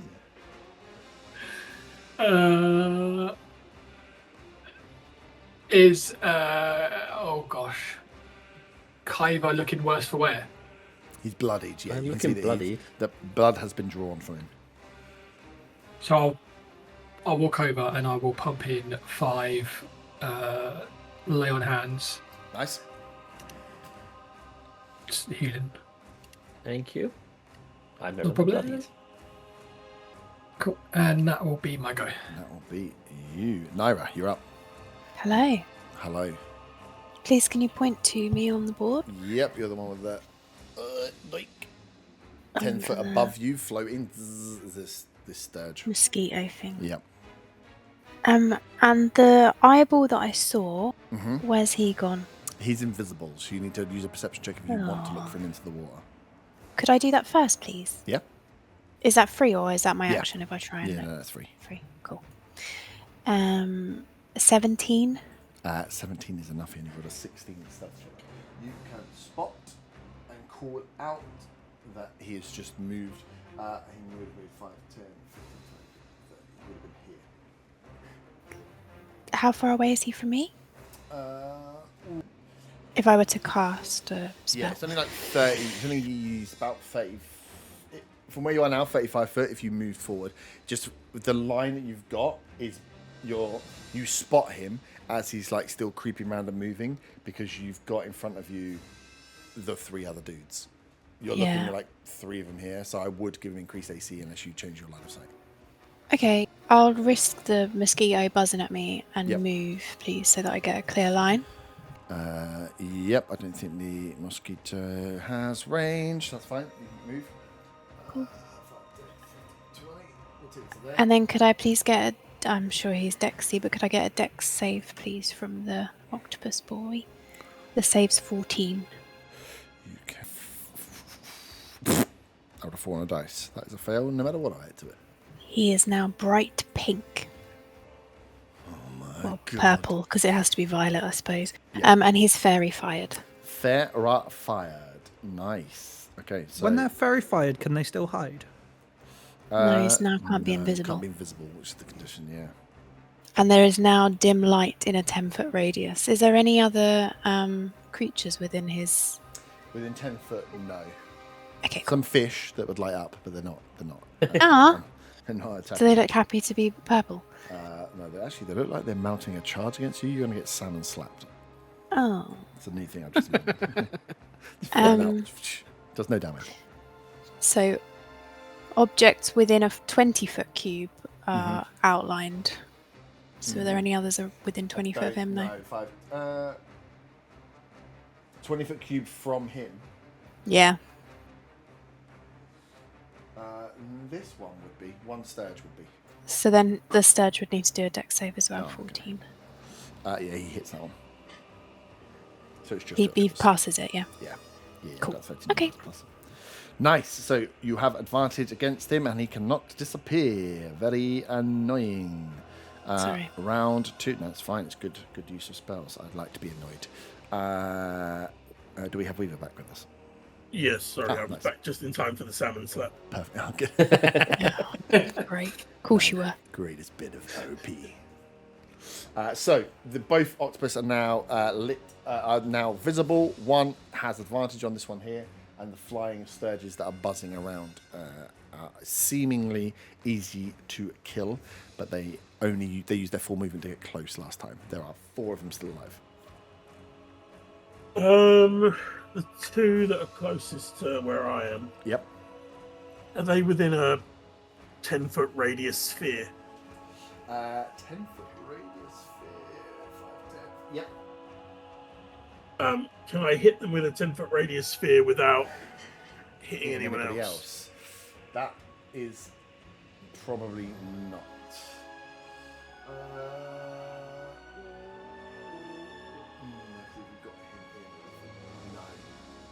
Because they're in the middle of the 10 foot.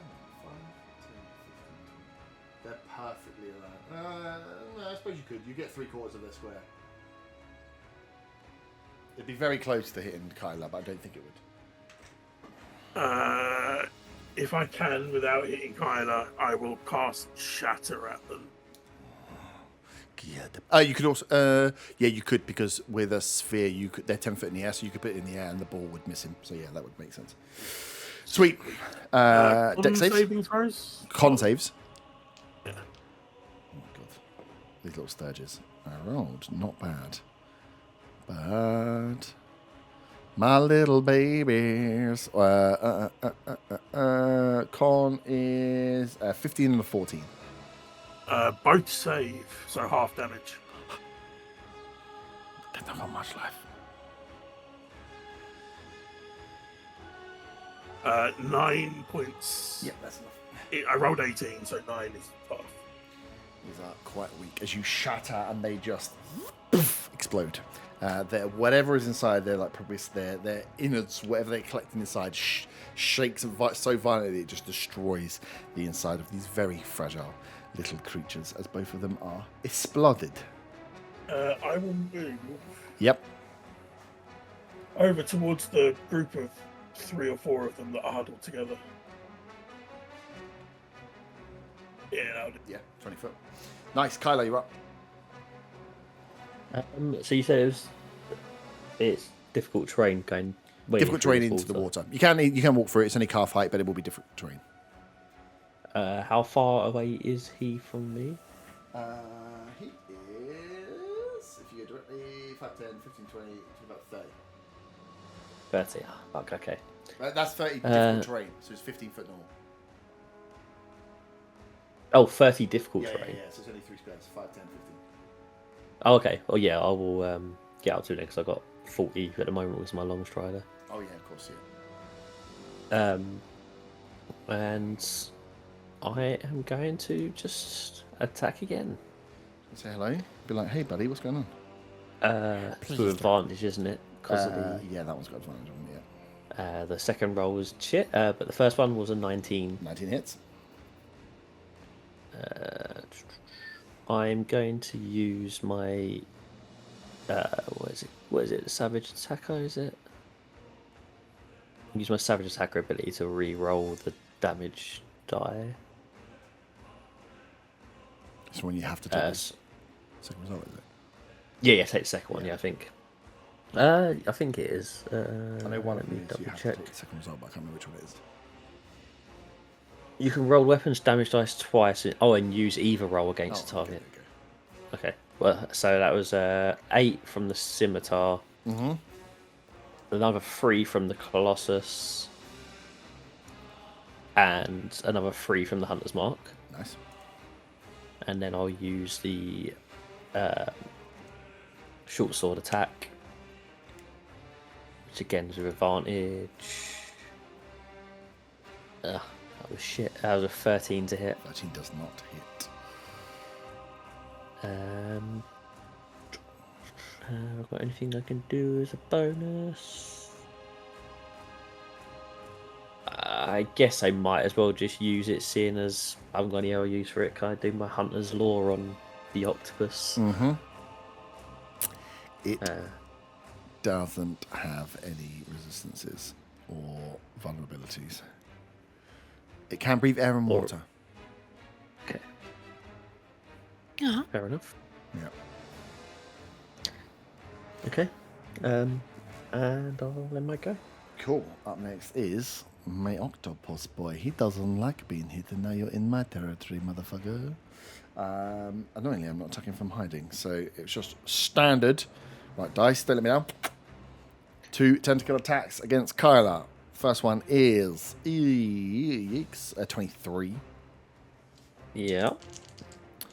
That does. Oh, that's not as good dice rolls. 14 points of bludgeoning. Okay. And the second one. Bloodied. Nice. The second one is a 13. Misses. Misses. Jam it, Todd. Whilst you're here and it's lit up, it is not going to try and get away as it realizes it is lit up. The second one is up next. Has disadvantage on its first attack.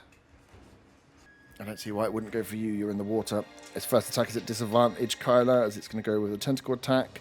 I've rolled a 5 and a 4 on the dice, so that's going to miss. And second attack standard. I rolled a nat 1. Oh, motherfucking dice, man. I hate dice. I might start using D&D Beyond and roll 20s all day, every day. Morgul, you are up. Oh, wait, no, it's going to do a hide action. Sorry, give me 1 second. Yeah. I forgot it's not inside opportunity attack range. It does hit its stealth. The second one, before I forget.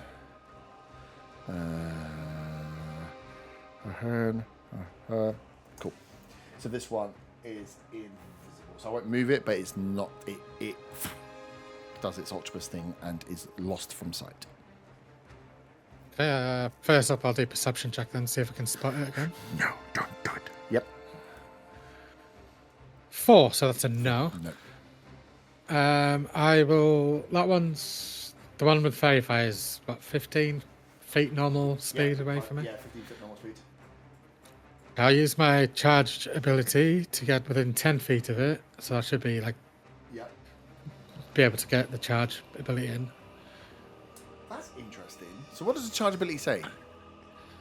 Let me read. Because you would think it out charge in full. would mean you have to get up to it.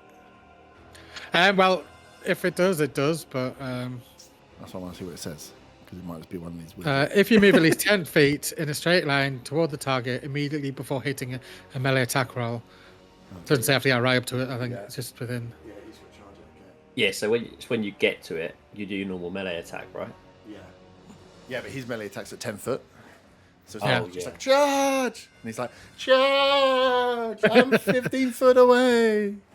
Yeah, that is weird, isn't it? Because Yeah. obviously the charge thing is kind of you're bowling into it, aren't Exactly. Am I surprised that he's My getting logic involved? is he's just kind of running forward. He's with running it, like, forward and it's the momentum. pointed in front of him, Yeah, I think it's the momentum. like a bayonet type style thing. Only Yeah, a I'll do really that. long bayonet. And it's an axe. Yeah. But yeah, you are within 10 foot. Now roll a 1. Because I've got advantage. God damn it. Oh no, brilliant. That's 11. I rolled a 4 and a 5. Ah, welcome to my world. That's a miss. That's brilliant. Yeah, that kind of sucked, really. It was a good move, though. It's like charge. We can say, "Are you charge?" Thinking you get full speed because you're in shallow water. Yeah. You know, when you try and run in shallow water. No, fuck. Oops. But at least you're there to support Kyla. Teamwork makes the dream. Yes. Done. I think that would be me. Double check the thing on rage. Keeping rage up. You just have to make an attack, don't you? Yeah. You don't have to No. I think rage has changed now. I think you can use a bonus action to continue. Well, read what it says, but I'm pretty sure you can use a bonus action to continue. You can, but I made an attack roll. It doesn't say you have to hit, so. But I do get a choice to use a bonus action. I know you can pretty much keep it going for as long as you want. I'll get the little. Yeah, so that'll be me. Nice. Up next are Miss Sturges. Hear me now, Sturges. What is a Sturgis? Sturges. Sturge. Isn't It's that like a the little- baddie in Matilda? I don't know. That's an odd reference. That's Trunchbull. What's Miss Trunchbull? I don't know why I thought she was called like Miss Sturgis. First one is going to. You have a teacher at school that was like Miss Trunchbull that you. Also possible. Cool. Each of them are going to make their move up. One is going to make its attack against Naira, and the other one will make against Reinhardt. As these things dive towards you, nose out like a needle, trying to spork you. Naira, attack is a 16. Hits. You take 3 piercing damage, Yeah. and this thing is attached to you. Would that work then if I use Hellish Rebuke on it? Wow, that's Because that sets fire to him, and then would that set fire to me? you would take. Creature takes damage equal to half that damage dealt to the Sturge. You would take half damage. Right, okay. So you could I set fire to it, shan't but you set fire react to then. Okay. It's attached to you like Right. a 6th finger. Can I use protection? Or is it a bit late? It's a bit late. It's like a disadvantage on attack. You can do it on the one that's about to attack you if you want. Oh, I can't. So I can't do it myself. I suppose you can do. If you want to just ruin my fun again, Reese. That's how we're playing. I rolled a 4, so it's a 9. So that one misses you. Wow, Karma, you see what you did, dice? Nat 20 for the proboscis attack. I rolled an 18. So the one against... so Reinhardt, you block the one that was about to attack. Add the 3 points back, Naira. As the second one gets you, that is a 23 to hit. Yeah. Still only 3 piercing damage. So this one... Cool. Thank you. Sorry. He did it to himself. As you see, he blocks across now, and as you look up, you just see this Sturge go and just whack him, and there's this giant bug just like hanging off his neck, starting to think about drinking some essence. Yum yum yum. Hawkus, you're up. Well, I mean, You're still I kind of want to get involved, but at the same point, I don't need to. What do you mean you don't need to? I'm still within range of things to shoot. Yeah. Ah, he's replaying Arthur, I see. No, I'm playing Zaga. It's different. No, Arthur was like this at the very beginning of the campaign. He's replaced cleaning his fingernails with tying these fucking Yeah, but boots I've got a up. bow and arrow now that shoots I've got 80 a bow. foot. Like, do I need to go anywhere? I'm going to steady aim the one attached to Naira. But it's not attached to. It's the one that's close to you. The the only one one that's that's close to attached you, is the one that attaches on Reinhardt. The one I can see. The one, yeah, okay. The one that's not attached. Well, it just makes a big difference because it's the difference between you doing damage to one of your teammates or not. Yeah, I probably don't want to do damage to one of my Well, teammates this is because I what do I was quite a bit just of checking. damage if I hit. Okay, yeah, let's do the one I can see. And I'm steady aiming, so that's advantage. So that is 23 to hit. Yep. And then 18 points of piercing. Yeah. So you can see this one gets bashed back nearer by the protection from Reinhardt, and then this crossbow bolt flies over, just absolutely Crossbow? destroys. It's an arrow, bow and arrow. Oh, I'm sorry, a bow and true arrow. Robin Hood. It looks like a crossbow Still from the 'cause it's a rich small and the one. poor. It's a small bow because he's a halfling. Nice. It's a short bow, yeah. Reinhardt, you're up. You have this thing attached to you. You can use an action to remove it if you would like. or it's not really affecting at the moment. It's just on you as like a mosquito would be, so it's not doing too much to you at the moment. But yeah, you will have to use an action to remove it if you want. You can use your shield of fireballs. Don't say things that make my bumhole go. I'll use my action to just remove it from my neck. Yeah, cool. So yeah, you just grab this thing, throw it off, and it lands 5 foot away from you. Stay where you are.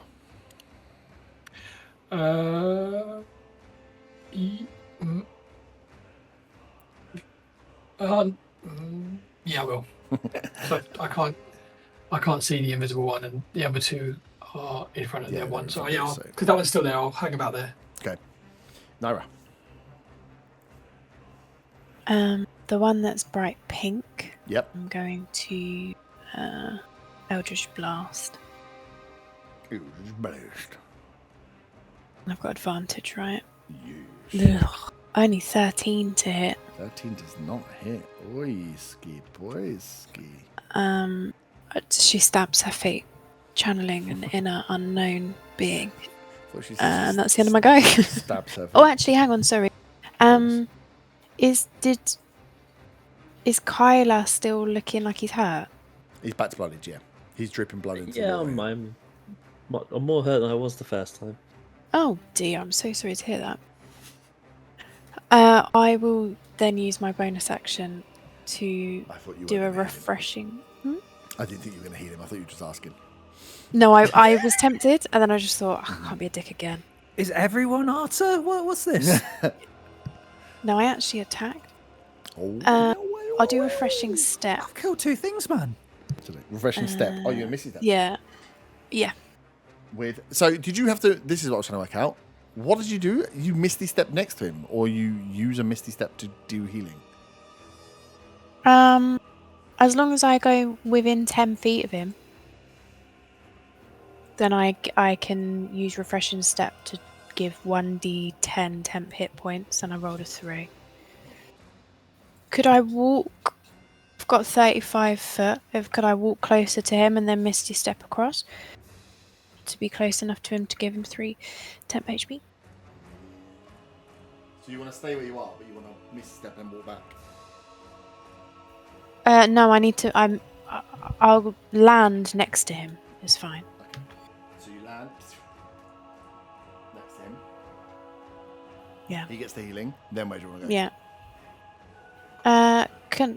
Is that solid ground behind me, or is that plants? This is solid ground. That's plants.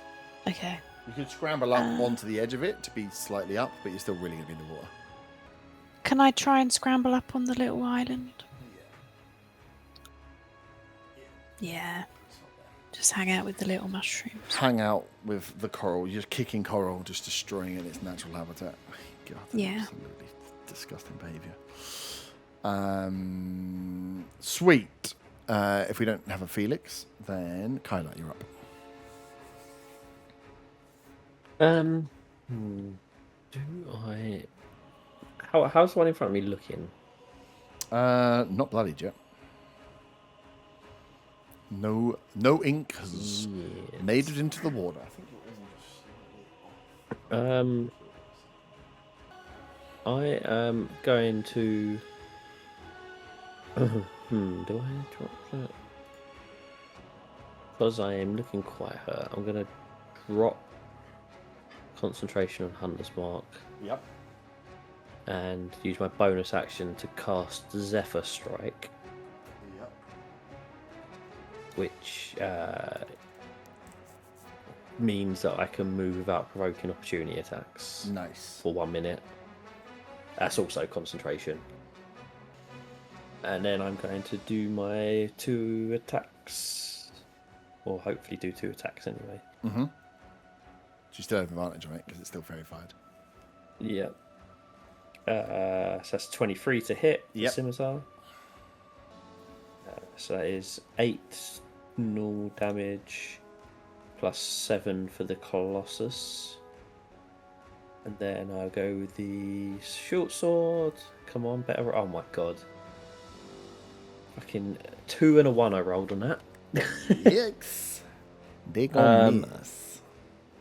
And I'm going to use my full movement to go across to one of the islands to the south. Yep. Preferably the smaller one if I can get there. So I've got 40 foot of movement, so... well, this one? Yeah. Yeah. Can I reach that one? 40 foot, it would might as well stay in the range he's at. He's going to take 2 attacks against the bugbear. Looking like delicious wet food. Nom, nom, nom, nom, nom, nom, nom. First attack is a 2 on the dice. That's going to miss. Second attack is a 20-something. I've got the wrong sheet up. Classic. Hits. Nice. As it hits you with the tentacle, that is going to be...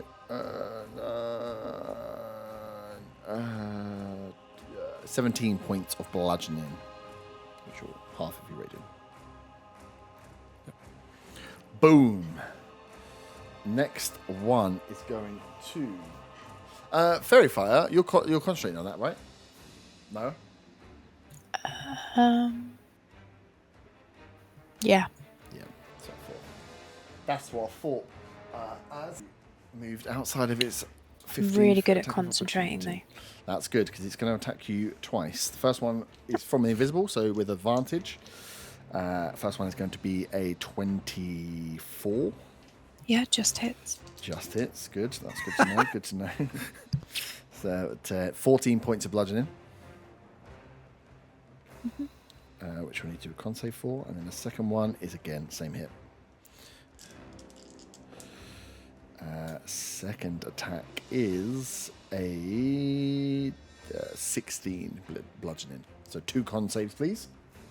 That one would have moved out of my opportunity attack range, right? It's invisible. One with fire. Oh, was the other one? Yeah. Okay. Yeah. This one was here. The other one disappeared from here when you saw it, and it was always over here, so it didn't actually move. Right. Okay. Okay. Yeah. No worries. I rolled 2 con saves, then I rolled an 8 and a 12. Oh, an 8's a fail. Fairy Fire is gone. If it's in the water, because I was going to do my hellish rebuke as a thing, but it's fire, so that would just negate it. It could still set it on fire, it just won't be able to burn. I'm going to do it anyway because I'm upset. Oh wow, okay.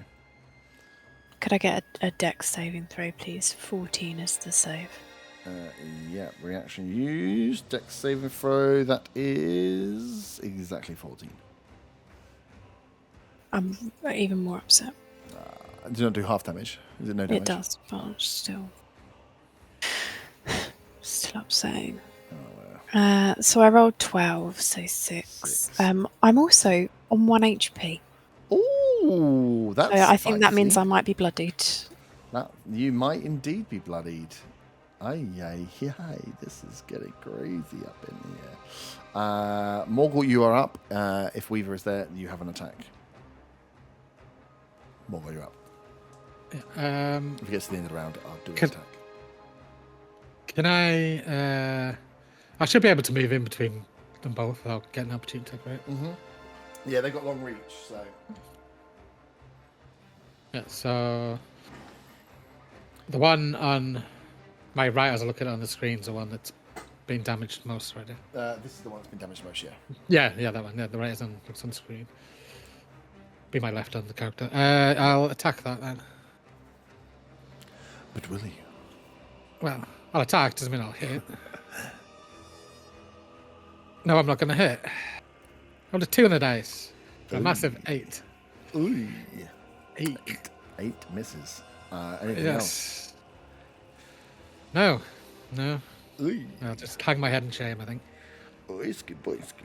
Up next is my little sturgy friend. He's going to try and get himself nicely attached to Reinhardt again.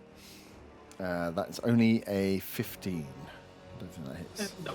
Buzzes up and you got the measure of this mosquito. You big strong paladin. Holcas, you're up.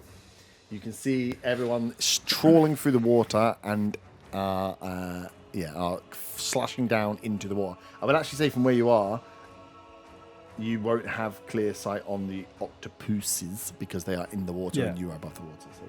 But you can see the I probably mosquito. can't attack the fishy thing. The fishy thing. Is it a fish? They're both Sturgeon. The sturgeon, no, it's a mosquito. You can't tell that's flying. Sturgeon. Huh? It's like a sturgeon, but no, a sturge. Oh. It's a mosquito. Oh, It's a for some flying reason I thing. thought it was just like It's a type of caviar sturgeon. everywhere.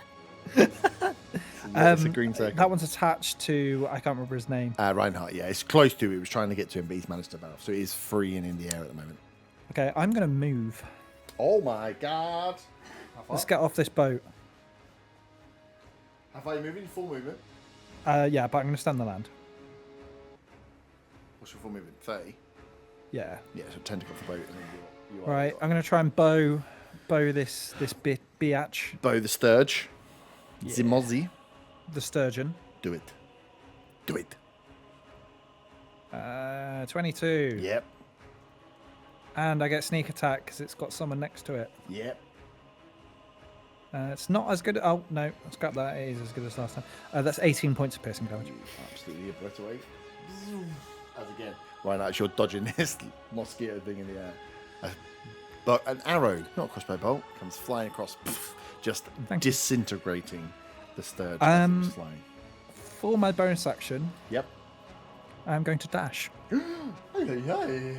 Where would you like to be? Can I go round another? I don't want to be on the edge, but can I kind of stay on the land? Yeah. Yeah, kind of there. That's perfect. Perfect. Right. That is a Reinhardt. You are free of the mosquito, but you can, and both of the creatures haven't hid, so all octopus are visible. Have I got enough movement to get to the octopus on the right? Yeah, can I run straight in? Yep. Wade through the I water. will. I'll hit with my longsword. Nice. Ugh. It's a 6. 6 is not going to hit. Hey, guys. Remember last week when you were rolling 20s and they had an AC of 8? I think. Oh, I guess.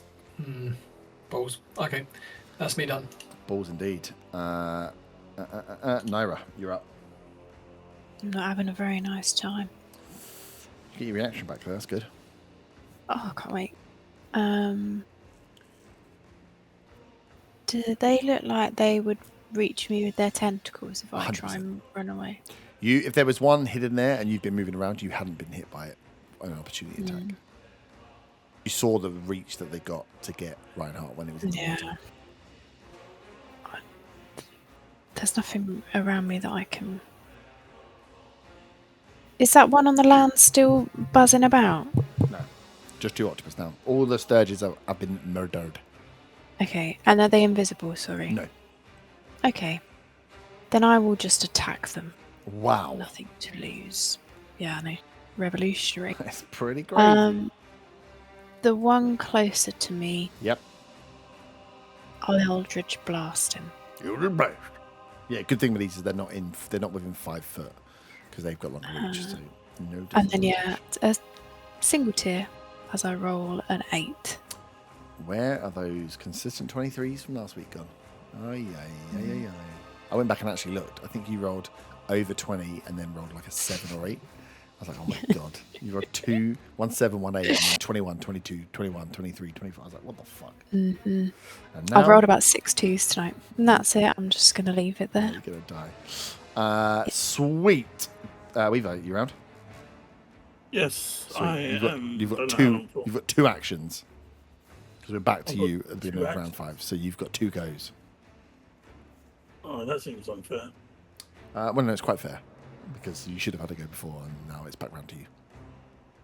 Okay, so I didn't do anything. I haven't lost any resources. Nope. There's 2 octopus that I can see. Yeah, and everyone's in the water wading around. Nara is bloodied, and so is Kyla, I believe. Kyla's concentrating. He is concentrating on being the best version of himself.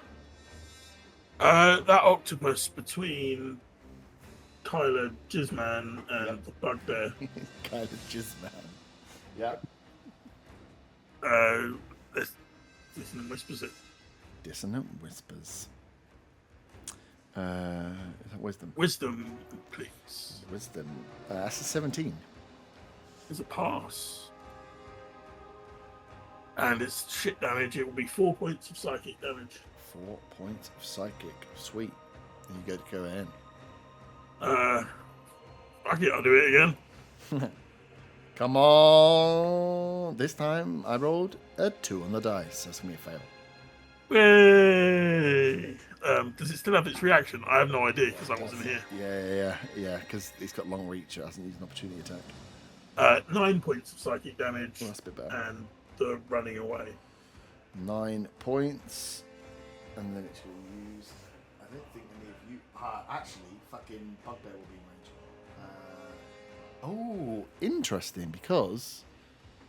get up on land, but it doesn't have anywhere near as much land movement as it does swim speed, so it can only go that far, but it will leave Morgul's reach if you would like to. Yep. I do. Attack of opportunity. Are you sure? Think about it, maybe? I mean, I've been missing, Sure. and I've just rolled another 2, so it's fine. I'm going to kill you with an octopus. This is going to be crazy. Sweet. Kyla, you're up. So, I guess the gap between the two bits of land is going to be difficult terrain. Yeah, but you can jump between them. Can I get to flanking the one that's by Reinhardt, my 40 foot? Yeah, so you can make it. You will be passing by this one, though. Yeah, but I've got my Zephyr Strike up, so I can't. And he's I've got used his two reaction attacks. anyway, so... Cool. I will then attack with advantage. Oh my god, I rolled so many nat ones today. So 16 to hit. 16 hits. Oh no, 16 misses. Shit. 17, 18. Do I still get the other attack if I miss? I think I do, don't I? With what? The light weapon? Yeah. Yeah. But I don't get the nick on it, so I have to use a bonus action for it, don't I? Read Nick. Oh, actually, yeah, it just says when you make the extra attack of the light property. Yeah. So that's just making the extra attack. Yeah. It doesn't matter, does it? No. Not that I've got anything else to do with my bonus action anyway. But, Yeah. Actually, well, I might as well use it as the bonus action. Oh, well, that's fucking terrible. 11. Fucking hell. Misses. I was going to say if I actually hit with that one, I could have actually used the Vex on it instead, but... Nope. No. Missed that as well. Miss. Love getting an advantage and missing both attacks. It's going to go real well for you. And these are creatures. 1, 3. Okay, cool. So this one is up first. It's going to take its attack against Reinhardt to start with, and the other one's probably going to crawl up. I don't think it'll get advantage. Oh shit, that's a nat 20. So Reinhardt, the first bludgeon.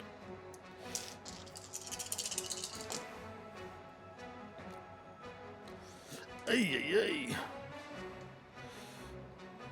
Is 25 points of bludgeoning. Okie dokie. Okie dokie. Sound like you enjoyed it. Yeah. Love a bit of pain. Are you below half? Yes. So you're bloodied. Second attack is a 2 on the dice. The second attack misses you.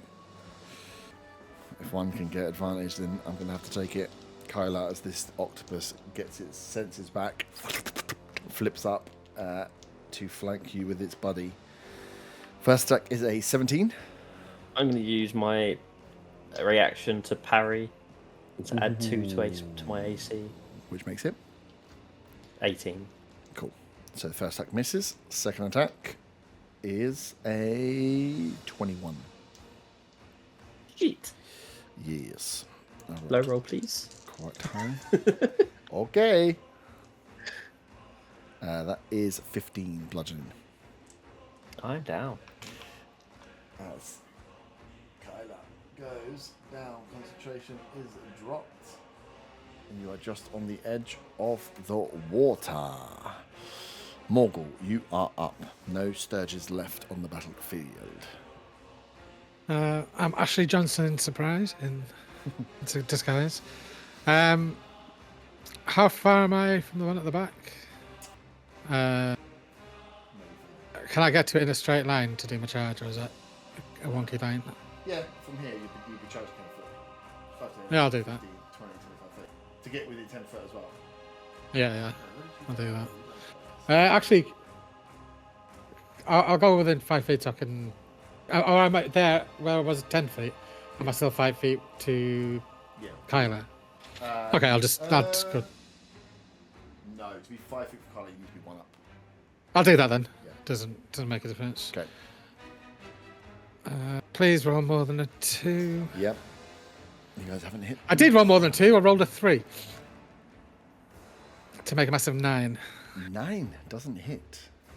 No, it doesn't. Oh, whoops a daisy. This is going fantastic. Yeah, it's going real well. Hawkus, you're up, then Reinhardt, then Naira. There's only 2 octopus and they go one after the other. You would see the Tiefling Ranger go down, hit into the water. Oh no, he's drowning. Yeah. Oh, I keep forgetting I'm called Hawkus. How could you possibly? I'm not gonna. Yeah, that's true. How are they looking? Which one's looking more hurt? This one, the one closest to you, is showing signs of inking in the water. You'll never guess what I'm going to do as my bonus action. You're going to steady aim. I'm going to steady aim. Yeah. Cool. Do it.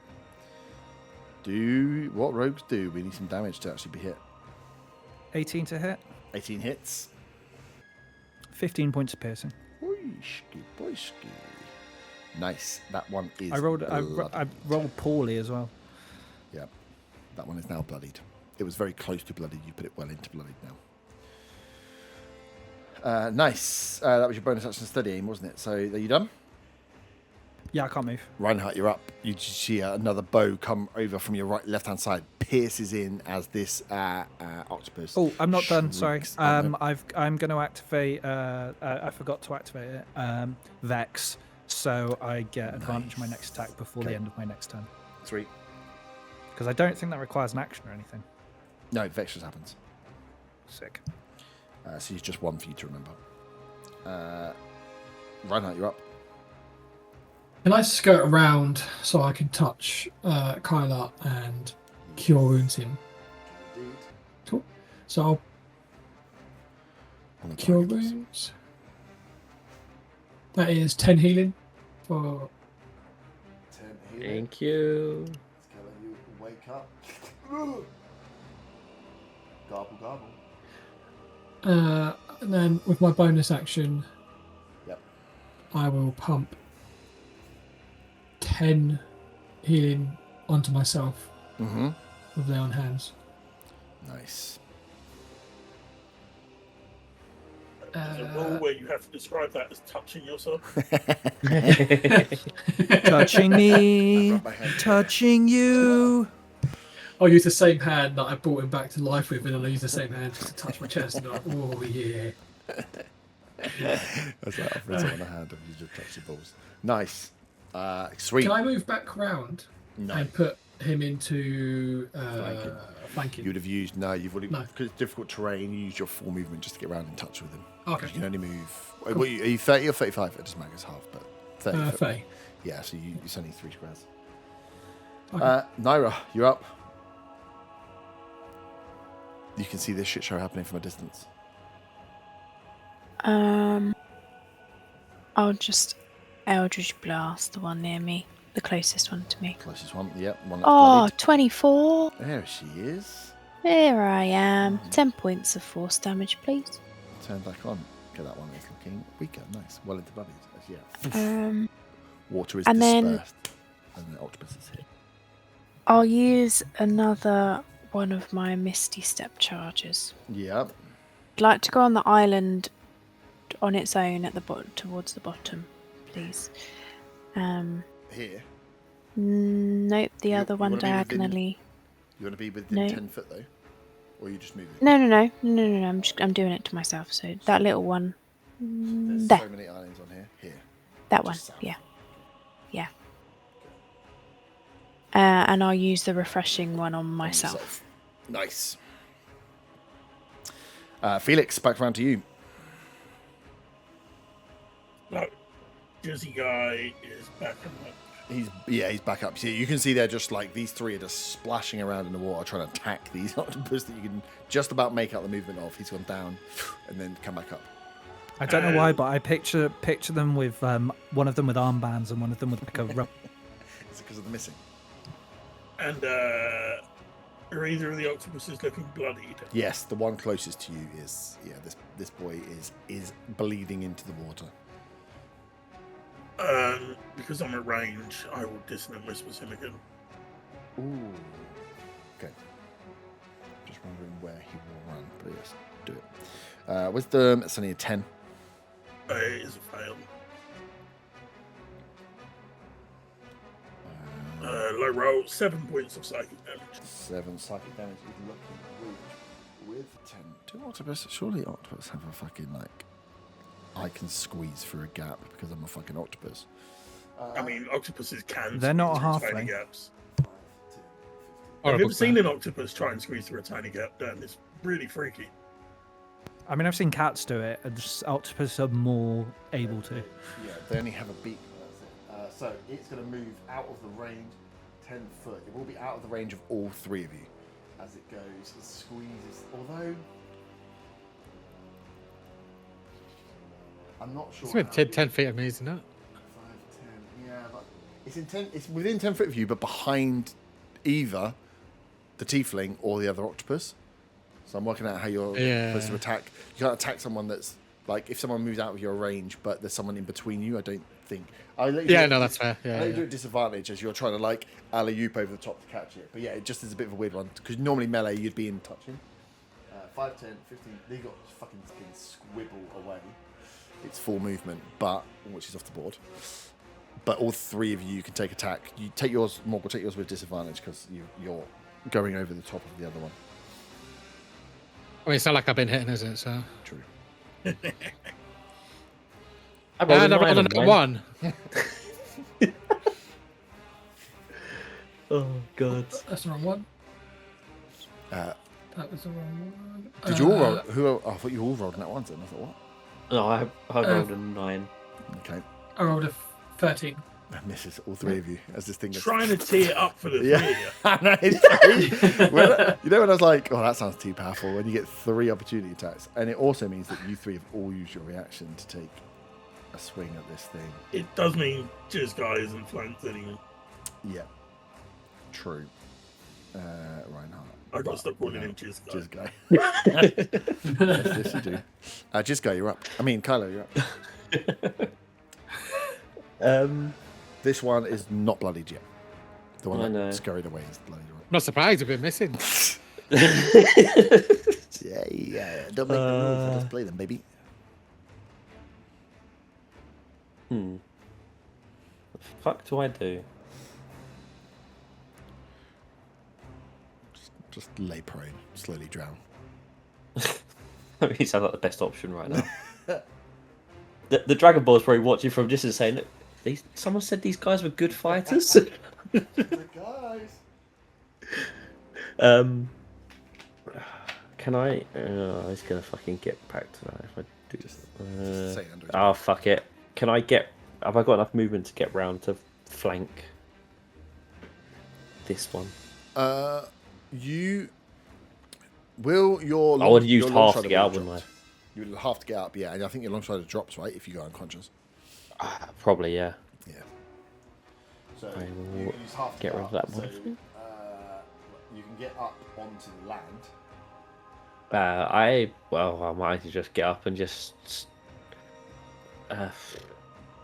fuck it. Put a hunter's mark on him as my bonus action, Yep. Do it. and then just whack away, and hopefully fucking hit. Hit. Wee, dirty 20. Nice hit. For you. I'm gonna use savage Yeah. attack to reroll. That's 8 for the slashing damage from Yep. the scimitar. That is a 2 from the Colossus. Yep. And a 4 from the Hunter's Mark. Nice. This one's very And close then- to bloodied. Short sword. So 25 to hit. Yes.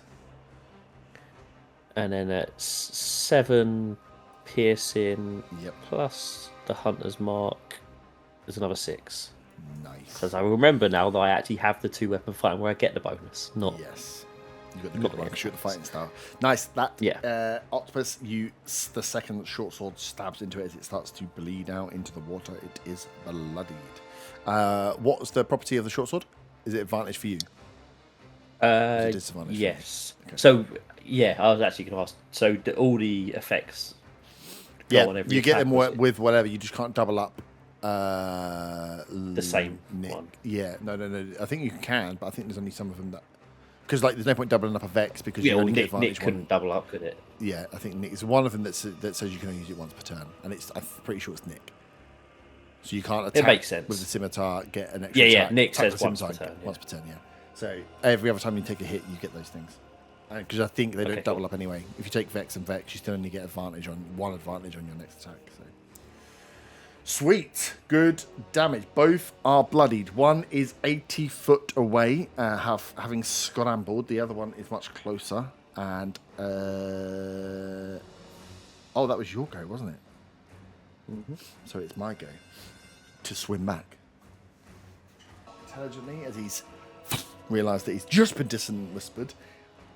Shoots himself back, gets half up, and is going to attempt to attack towards Reinhardt at his full 15-foot distance. First attack, Reinhardt is a 12, which I don't think hits. Second one is a dirty 20, though. 20 hits. Cool. That is a 14 bludgeoning. Oof. Yeah, these things, they don't muck around. And then the other one is up. He is going to... Oh, you're so tasty there, little tiefling. He is going to split his attacks, though, because you're both fucking... You did just actually mess him up big style, though, didn't you? I'm going to preemptively throw up my parry for my reaction. Yep. First attack. So it's an Oh, my God, that sat on that 20 for so long and then rolled to a 2. So it's an 8 on the first attack. Second attack is... I rolled a 2 and a 3. Cool. So I rolled an 8 and a 9. Both attacks miss. But they both get their reactions back now, which is good. Morgul, you are up. Yeah. I've just realised I've been sat on a heroic inspiration, which I could have really rolled an attack. Could have used to roll advantage, yes. Yes, I should still missed anyway, but I should have enough movement to get around and flank, shouldn't I? Not necessarily. Because you can't No? go... Well, it's which way you want to... No. If you go 5, To flank with 10, 15, 20, 25... yeah, actually 25. Oh, yeah, if you just want to flank this one here. yeah. Yeah, sorry, I thought you were talking about getting between them. No. Yeah, you can get it just with your full movement. Right. I'll make 2 attacks and probably get out 2 net ones. Oh, a 19. Let's see if I crit. It hits. Oh, so we're both above 10 now, which is pretty damn good. Pretty good. Fucking hell.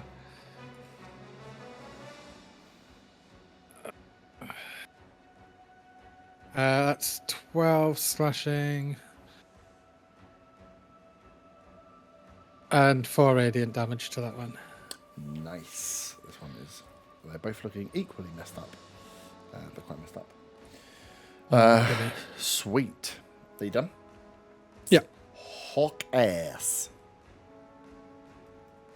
The top one is the one that I've got advantage on, right? I think you just get advantage on your attack. Is it against the same creature? It's the same creature. Yeah, that's the one I have you have an advantage against.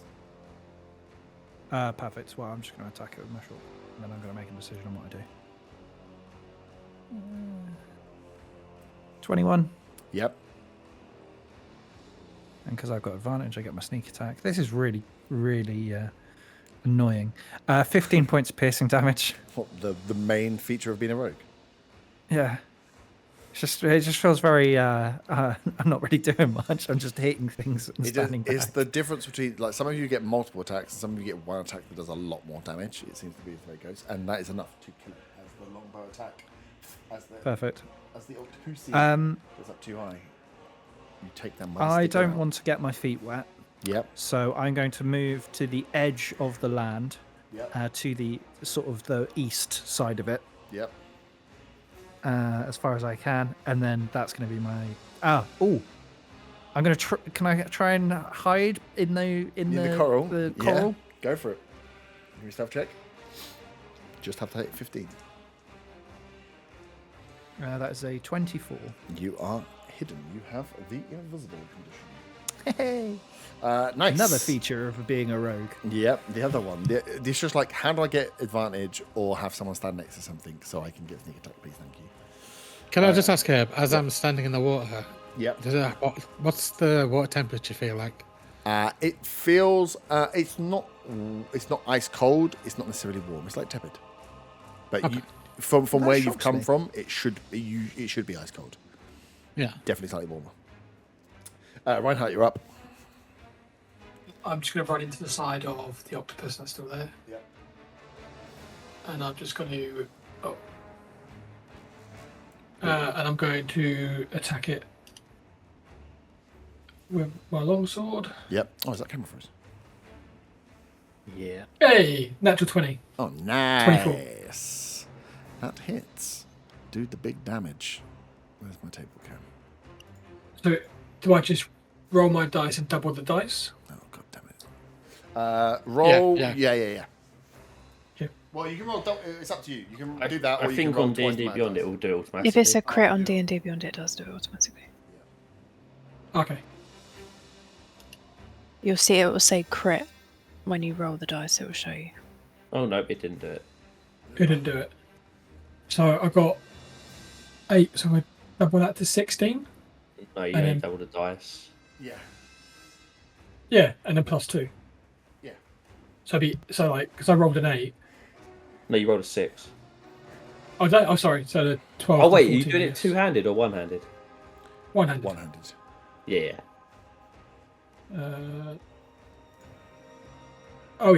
It's 14 damage. 14 damage. Nice. I'm going to use my bonus action for a divine smite. Yep. Yeah, because you Which I'm double gonna the divine use- smite damage your double as well. Oh, sweet, yeah. I'll use that one. Radiant damage 9. 9 is enough. So Nice. That is enough Yeah. to kill it. Crit with a double dice and the double damage as you just slice in, cut this thing through. And as it separates, you see that it isn't what was bleeding out of it was just like bits of flakes of like mushroom and sap. It wasn't blood at all. As this thing cuts in half, you see it is like almost like chopping a tree in half. That plant fibers are all that's left as it splits in two and sinks down into the water. As the octopus is dead. A good job, just as my camera dies as well.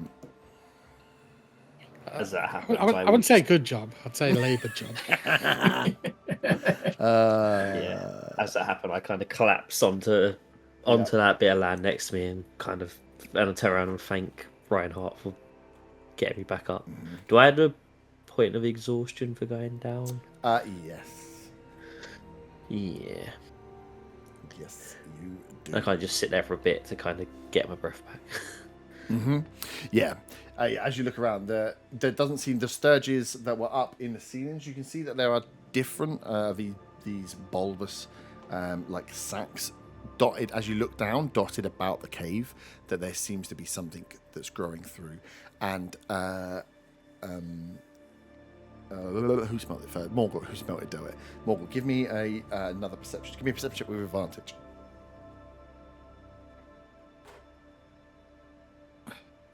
First roll's on that one.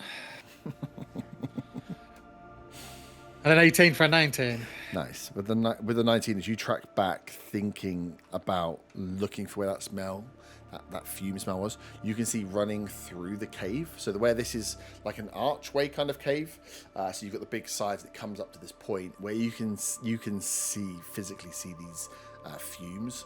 That sulfur smell that's running through is kind of running through the cave along the roofs, and along the like roof of this cave, and you can see that these sturge sacks, these nest sacks, are kind of alongside it, almost look like they're feeding off or being tampered by this fumes, this smoke. Maybe not necessarily natural to the cave, but definitely feed off this fuming, this sulfuric smell. As you guys pull yourself up, you hear from the back, "How's everybody doing? You look like you're all standing." Hearing that, I just stretch and then let out a small yawn. Good. Arthur, you mean? Oh wait, no, sorry.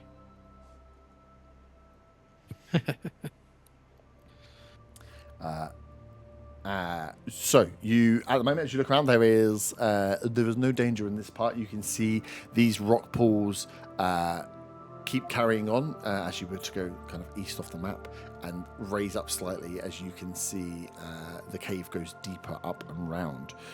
Whilst there is no danger here, you are free to take a short rest here if you would like to take a short rest here and take some time to recoup before going deeper into the caves, or you can pick up and go, or you can get back on the boat and leave.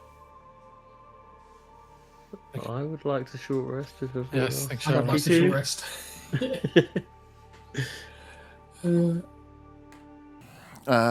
So, as you all take a long rest, recoup yourself, realise, that those little octopus things were kinda solid, but were indeed made of plant material. Is there anything you guys would like to do or check or look at here before pushing forward? But we won't push forward today. I think we'll stop here. Can I ask Raveth if he would like some samples or like octopus tentacles to make things? No. He's like, just the mushrooms, the hard ones, and the fungus things. Fine, I'll just look for them then. Yes, the other ones, I don't know what they are. They look poisoned. Good luck. Oh yeah, I'll just look for them for him. Cool. You see he looks like he's like prepping himself, maybe to have a little nap in that boat. Whilst he waits for you. Nice. Looking forward.